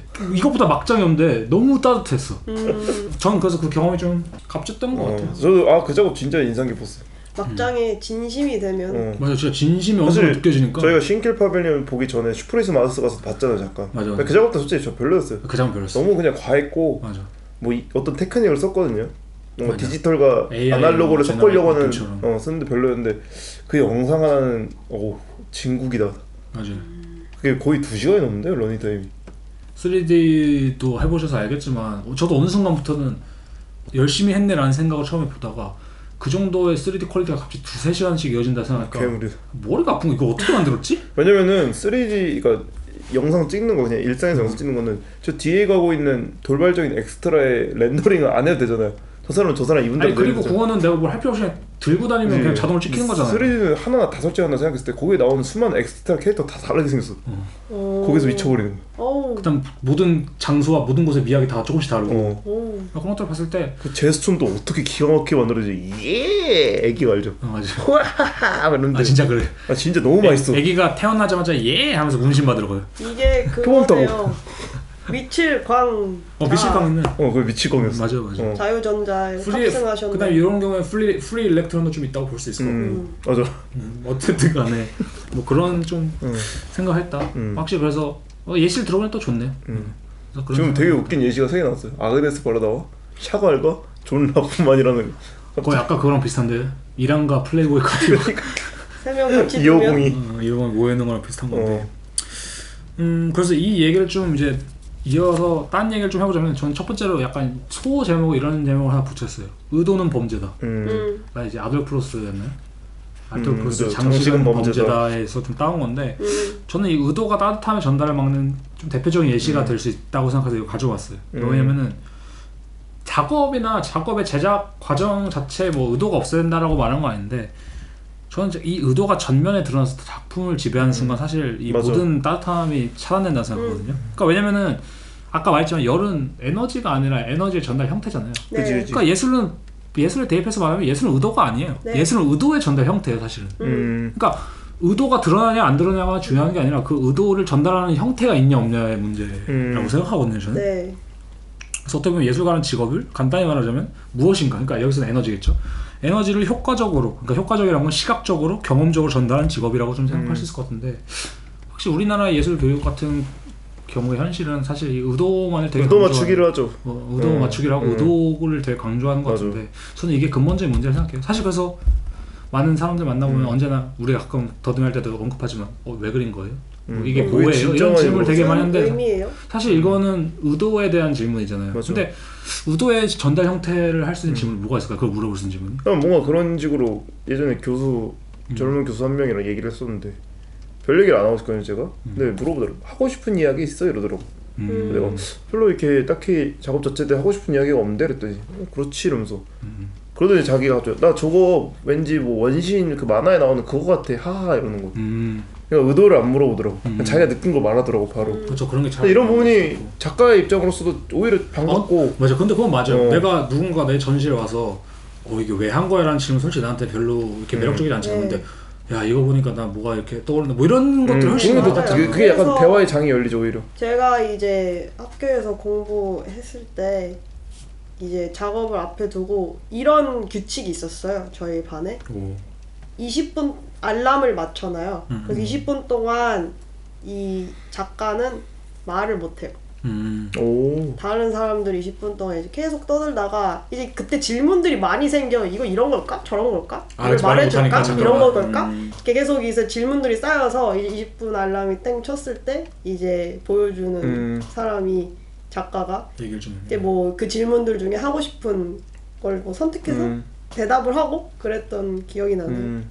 그래서 확실히 한국의 그 예술 교육이나 한국의 전반적인 그 느낌은 약간 뭐 이런 거죠. 작가들 여기서 이게 이런 거다 뭐 이런 식으로 설명하는 것 자체가 과연 이걸 우리가 좀 제고해야 된다 생각해요. 아까 우리가 막 실리적인 예술의 방식을 찾아야 된다고 생각했을 때 이것도 제고해야 된다고 생각하는 게 과연 이게 예술적인 방식의 전달 형태라고 우리가 말할 수 있을까? 왜냐면 우리가 아까 예술의 주 목적은 소통이라고 했잖아요. 소통이라 하면 양방향성이에요. 그렇죠, 양방향. 일방향이 그치. 아니고. 근데 이제 한국에서 바라는 소통의 방향성은 굉장히 일방향적이어서 이제 작가가 화자고 관람자가 청취자라고 했을 때 화자만 말하는 방식인 거예요. 맞아. 근데 사실 소통이라 하면 청취자의 반응이 제일 중요한 거거든요. 그러면서 이제 대화라는 게 이루어지는 거니까. 맞아. 그리고 내가 내 작업을 설명하고 뭐 글로 써서 보여주고 뭐 이런 것들은 사실 난 거기서 에너지는 전달되고 있다고 생각해요. 근데 전달되는 에너지가 무슨 에너지냐면 언어의 에너지지 맞아. 예술의 에너지는 아니라 생각하거든요. 맞아. 그러니까 왜 자신 작업의 에너지를 어떤 글이라든지 말이 설명해주길 원하는 거지. 그러니까 이거 이것은 로버트 고버랑도 비슷하네요. 그죠. 비슷한 거죠 사실. 그래서 로버트 고버가 뭐라고 말하냐면 나는 사람들이 내 작업을 볼 때 이것이 어떻게 실제로 만들어졌거나 그런 것에 대한 의미 혹은 뭐 테마 같은 걸 찾는데 덜 집중하도록 만들려고 노력한다.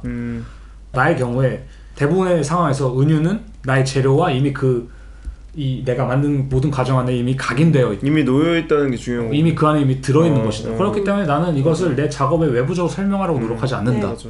뭐 이런 그게 약간 거죠. 신비성인 것 같아요. 아까 제가 뭐 바슐라 상상력 얘기한 것처럼 그냥 이미지를 제공해서 그거에 대한 의도를 드러나는 것이 상상력이 아니라 장만 만들어 놓은 거죠. 약간 퍼즐을 만들어 놓고 여기서 이제 들어오세요 하고. 그러니까 이게 약간 일종의 역설인 것 같은데 그런 것 같아요 제 생각에. 뭐냐면은 내가 어떤 작품을 만들잖아요. 뭐 내 집 모양의 어떤 네모난 상자를 만들었다 쳐볼게요. 제가 네모난 상자를 만들었는데 사람들은 이 고체가 약간 뭐 예술이라고 생각하지만 제가 생각할 때 예술은 이 고체에서 나한테 오고 있는 보이지 않는 에너지를 전 예술이라고 정의해야 된다. 맞아요. 이거는 예술 작품인 거죠. 예술 매개품 뭐 이런 맥락을 볼 수 있는 것처럼 제 생각에 좀 그런 맥락이 좀 있지 않을까. 그래서 실제로 우리가 뭐 어떤 좋은 작가들을 얘기할 때 이 사람이 막 뭘 만들었다 이렇게 얘기하는 것보다는 사실 그 이면의 것을 되게 많이 얘기하려고 하는 이유가 좀 그런 맥락이 있지 않을까. 네, 그리고 의도가 보였을 때 오히려 그 전도율을 낮추어진다는 게 사실 열이라는 게 에너지를 잘 전달하는 방식이 아니고 자연스럽게 전달되는 방식이잖아요. 그렇죠, 그럴 수도 있죠. 열이 전도되는 그 공식이 따뜻한 곳이 추운 곳으로 가는 거잖아요. 뭐 그렇다고 볼 수 있겠죠. 어쨌든 간에. 근데 사실 이거는 자연현상이잖아요. 자연현상이죠. 자연현상인 거예요. 한마디로 열은 자연스럽게 전달되는 방식인 거죠. 이게 되게 또 다음 바로 제가 얘기하는 거 이어질 수 있을 것 같은 게 뭐냐면 제가 다음에 얘기하고 싶은 게 이거였거든요. 열심히 이퀄 따뜻함? 네, 그건 아니거든요. 가속하는 게 꼭 바로 그겁니다. 이게 이 맥락으로 이해하면 될 것 같아요. 예술은 잘하는 게 아니라 어떻게 보면 자연스럽게다. 그러니까 그렇기 때문에 이건 열심이랑 별 관계가 없을 수도 있다. 열심히가 곧 의도랑도 연결되는 그러니까 거죠. 저희가 말하는 열심은 이 사회적 열심이지 사실. 하지만 자연스러운 것만큼 예술에서 어려운 게 없거든요. 그러니까 이거 아까 말한 거 똑같은 거예요. 내 거를 보는 게 어려운 것처럼 자연스러운 것만큼 또 어려운 게 없어요. 왜냐면 사실 이제 뭐 그냥 언어적으로 봤을 때 뭐 독일어로 쿤스트가 예술이에요. 그리고 예술적인 이런 형용사를 이제 쿤스트라는 명사로 만들었을 때 뭐 퀸슬라그라고도 할 수 그죠. 있지만 이제 퀸스틀리라는 것도 있잖아요. 인공적인. 맞아, 인공적인. 인공적이란 거는 자연과 되게 멀어져 있는 반대 개념이죠. 그죠. 네. 그러 예술은 사실 굉장히 인공적이죠. 왜 인간이 만드니까요. 어쨌든 인간이 투영돼서 만들어지는 그치. 그 물체 뭐가 예술품이라고 한다면 인공적인 예술품에서 자연스러운 이 현상이 어떻게 발현되는가 굉장히 어려운 일이라고 생각하고 맞아, 어려운 일이야. 네, 어려운 일이기 때문에 뭐 예술가들이 직업적으로 해내야 되는 일이라고도 생각하죠. 그래서 약간 저희가 좋은 작업 얘기할 때 좋은 작업 얘기할 때 이러잖아. 얘 이 작업 잘한다라기보다는 얘는 이 작업 해야 될 수밖에 없었네 이런 거죠. 맞아. 운명적으로 바라보는 경우가 있잖아. 운명적으로 바라보는 얘가 이거니 뭘 했겠어. 그런 HR 기고 느낌이죠. 보면서도 그랬고 그런 작가들이 확실히 근데 우리나라는 확실히 그게 또 센 나라잖아요. 열심히 얘기 되게 개념이. 그래서 이런 것들을 좀 탈피할 수 있는 방법을 또 모색해보는 것도 좋지 않을까 제 생각에는. 그러니까 우리나라는 뭐 멍 때리기 대회 이런 거 있잖아요. 근데 그런 것도 열심히 하는 것 같아 심지어. 진짜 열심히 멍 때리죠. 뭔지 알아요? 그래서 그것도 웃기다 사실은 제가 볼 때는. 우리나라가 열심히 살죠. 그게 제일 자연스러워. 그래서 그렇게 순위 그런가? 매기는 게 뭐 그럴 수도 있네. 이제 또 갑자기 또 머리가 무한의 혼란스러워지면서 방금 이제 사칸 씨가 개를 다시 또 넓혀버린 거의 느낌이. 그 힙스터 굴레 알죠? 맞아. 심시다. 근데 아무튼 이런 얘기를 했던 이유는 그런 가끔 평가가 있어서 그런 것 같아요. 뭐 이 사람 작업 어떤 것 같아 하면은 열심히 하는 것 같아. 근데 나는 왜 이런 그 소리 최악의 거다. 근데 그걸 좋은 가치로 이제 받아들이는 사람 되게 많아요 사실. 근데 저는 그거는 또 아니지 않을까 개인적으로. 그러니까 이거는 아까 말했지만 전 에피소드에서 이제 로버트 고버 얘기하면서 케어와 크래프트 얘기한 것처럼 크래프트는 이게 어떤 뭐 잘하고 열심히 하고 이래 영향이 있다고 생각하지만 케어는 마음의 영역이라고 생각하거든요. 마음가짐이 제일 중요하긴 하지. 그 열심히라는 것은 진심이 없어서 노동이기 때문에 맞아요. 그때 되면 미술은 노동이 절대 아니거든요. 그리고 열심히라는 건 사실 본인을 위한 거예요.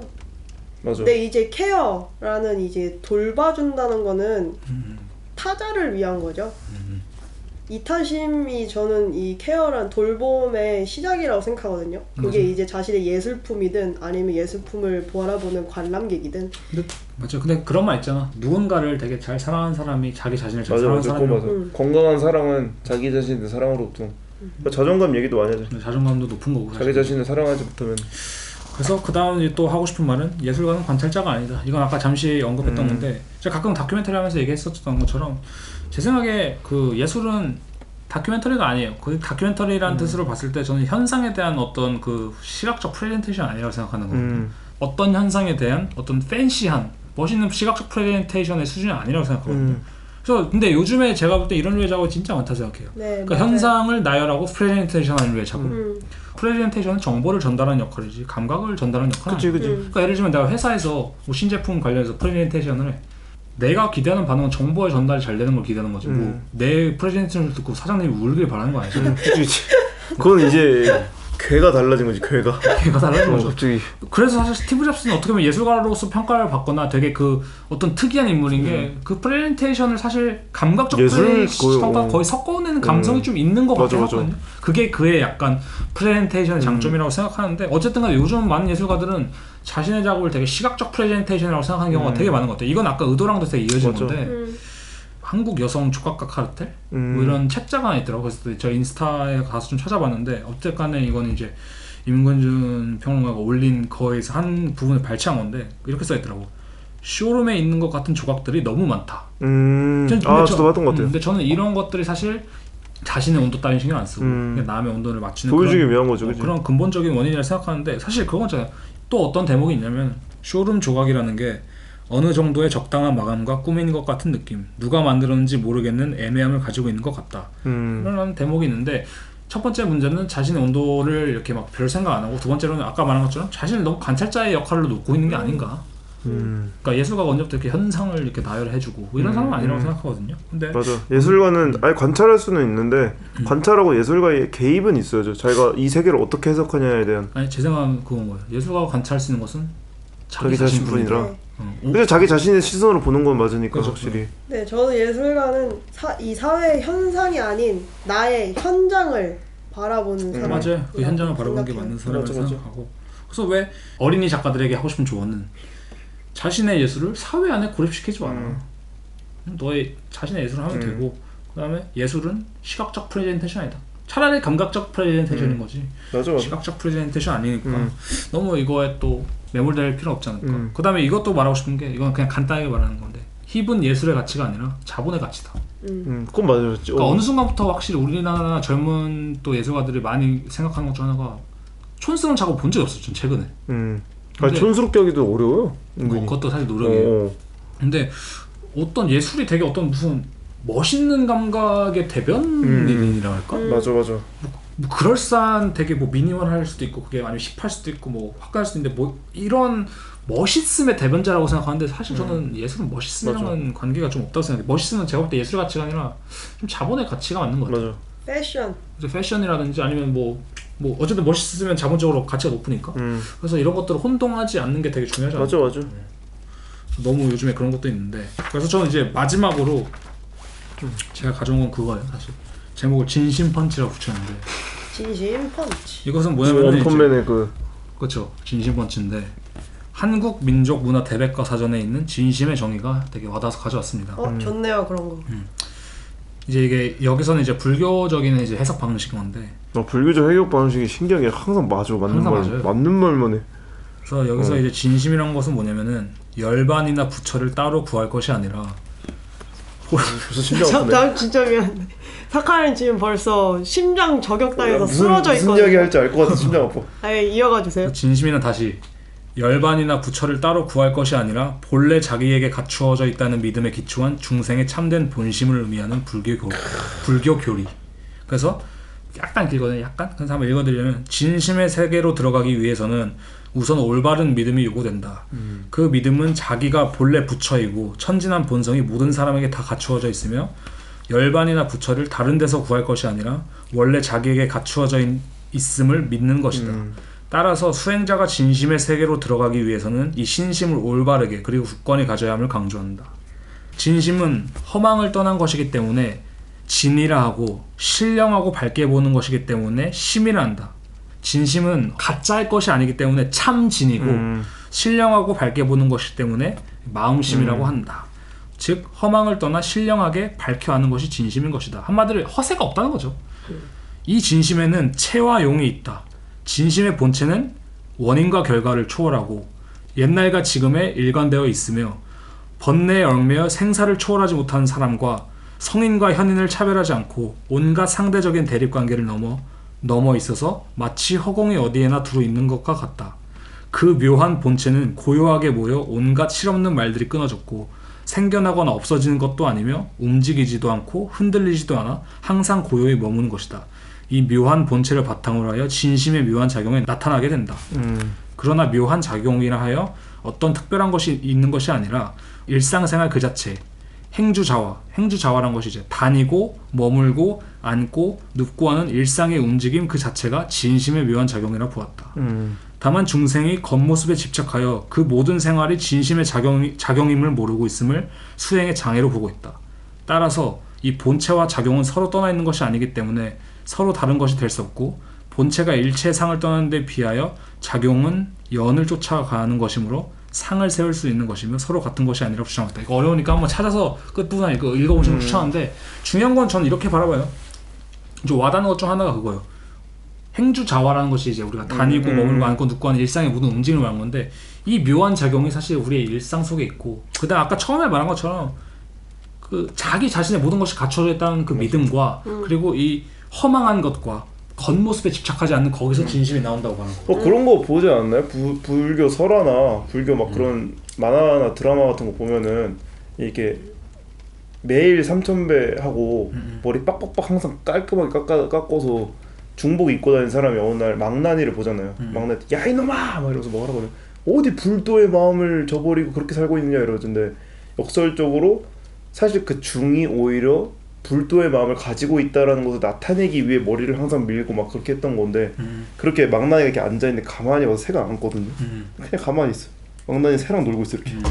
근데 이게 이미 부처인 거야. 그죠. 삶이 그냥 이미 부처이기 때문에 머리가 길든 짧든 상관없는 거야. 맞아. 그래서 참 이런 진심이란 것이 사실 이 따뜻함에 어떻게 보면 최종에 있어서는 좋은 가치, 가장 중요한 가치일 수도 있겠다. 그 진심은 본인만이 가질 수 있는 거니까요. 맞아. 앞으로 이렇게 하겠어. 연필을 쥐려고 하거나 밥을 먹으려 할 때도 가슴 손 얹고 먼저 해야겠어. 뭐라고? 나 지금 연필 쥐고 싶은가? 나 지금 밥을 먹으려고 하는 거야. 지금 그 겉모습에 집착하여 그 모든 생활이 진심의 작용임을 모르고 있음을 수행의 장애로 보고 있다. 네, 망나니한테 소리 지르는 중 같은데요. 수행의 장애가 지금 너무 그러네. 일어났네요. 어려운데? 어려워요.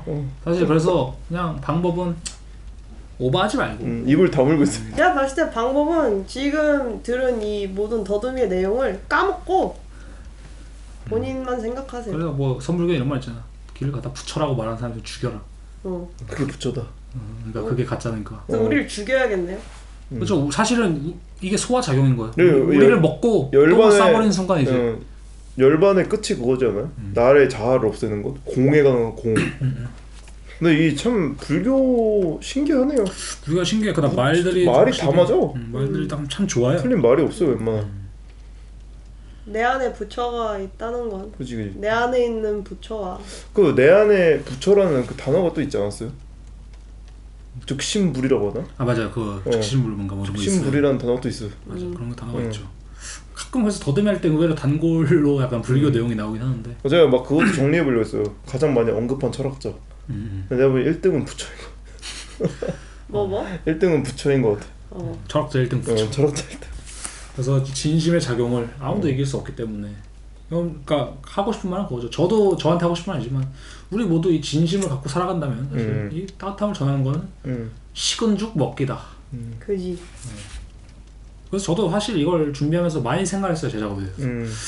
난 어디까지 또 그러니까 굳이 진심으로 말하자면 난 어느 정도의 진심이었고 내가 어느 정도 겉모습에 집착하고 있었고 허망한 것을 내가 쫓고 있었거나 아니면 내가 어디서 너무 이상한 것을 끼워 넣어서 뭐 밀착도를 어떻게 했다거나 뭐 광캡을 내가 잘라버렸다거나 뭐 이런 여러 가지 생각을 해봤는데 도움이 된 것 같아요. 확실히 아까 전 편도 저희가 좀 도움이 됐다 했잖아요. 그지. 그런 것도 봤을 때 약간 이 전반적인 이 맥락 자체가 작업을 좀 생각해보는데 많이 좀 도움을 주고 있고 맞아. 네. 생각해볼 만한 주제다. 네, 저는 이 따뜻함이라는 이 형용사 개념을 얘기한다는 것 자체가 되게 의미가 크다고 생각을 해요.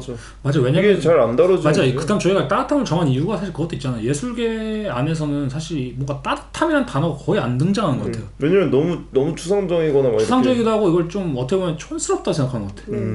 그러니까 뭐 쿨한 예술, 뭐 그치. 쿨한 미술, 뭐 힙한 미술, 잘하는 미술, 못하는 미술. 그러니까 우리가 오히려 따뜻한 예술이라고 말하면은 뭐 지푸리한 거 아이를 작업 따뜻해요. 뭐 이런 식으로 말 잘 안 하는 것 같거든요. 맞아.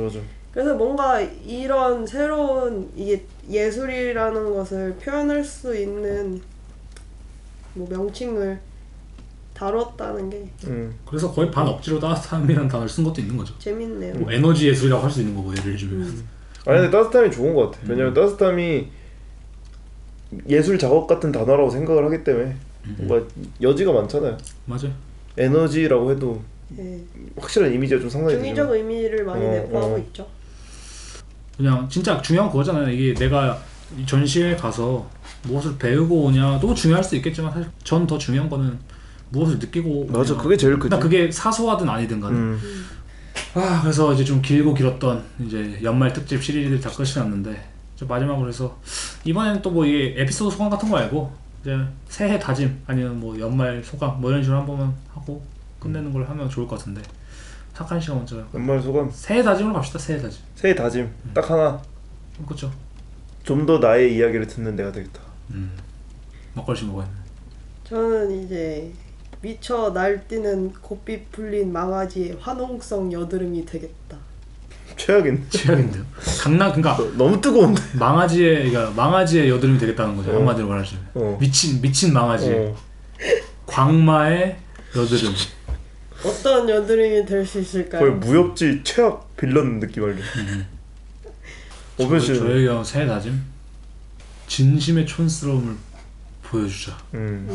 좋은 말이네. 그런 느낌. 그래서 이제 이것도 사실 한 2시간 정도 나온 것 같은데 이것도 연말 선물 꽉꽉 채워놓고 가는. 네. 그러니까 약간 그런 거 있잖아요. 연말 선물 왔습니다. 뭐 추석 선물 세트처럼 왔는데 뭐 툭불 한우가 온 게 아니라 스팸이 거의 한 2박스 온 느낌? 아, 스팸은 사실 비싸요. 나 스팸 좋아. 런천 미틀 런천 미트가 2박스. 아, 런천 미트 한 2박스 온 느낌인데 그래도 맛있게 드셔주시면. 근데 지금 갑자기 소름 돋았어. 진짜 연말이네 이제 생각해보니까. 정말이죠. 진짜 네, 연말이에요? 지금 뭐 갓대로 연말하고. 아니 진짜 크리스마스 이제 그거네요? 그렇죠. 네. 와 빠르긴 빠르네. 뭐 아무튼 이제 청취자분들한테 한마디씩 마무리 인사할까요? 그래서 저희 진짜 1년 동안 더듬이 들어주신 진짜 분들께 모두 감사드리고. 감사한 분들. 아, 사실 저희도 장중에 발전이 있었잖아요. 구독자 수도 좀 늘었고 목표를 채웠죠. 저도. 인스타그램도 팔로워도 이제 100명을 그래 넘기도 했고 드디어. 어쩌다 보니 어쩌다. 그래서 참 이렇게 좋아요도 언제나 눌러주시는 분들도 있으시고 댓글도 달아주시잖아요. 맞아. 그래서 모든 그런 분들께 감사드리고. 저희 그럼 진짜 이렇게 마무리하자. 메리 크리스마스와 새해 복 많이 받으세요를 딱 하고 끝. 알겠습니다. 하나 둘 셋. 메리 크리스마스 새해 복 많이 받으세요.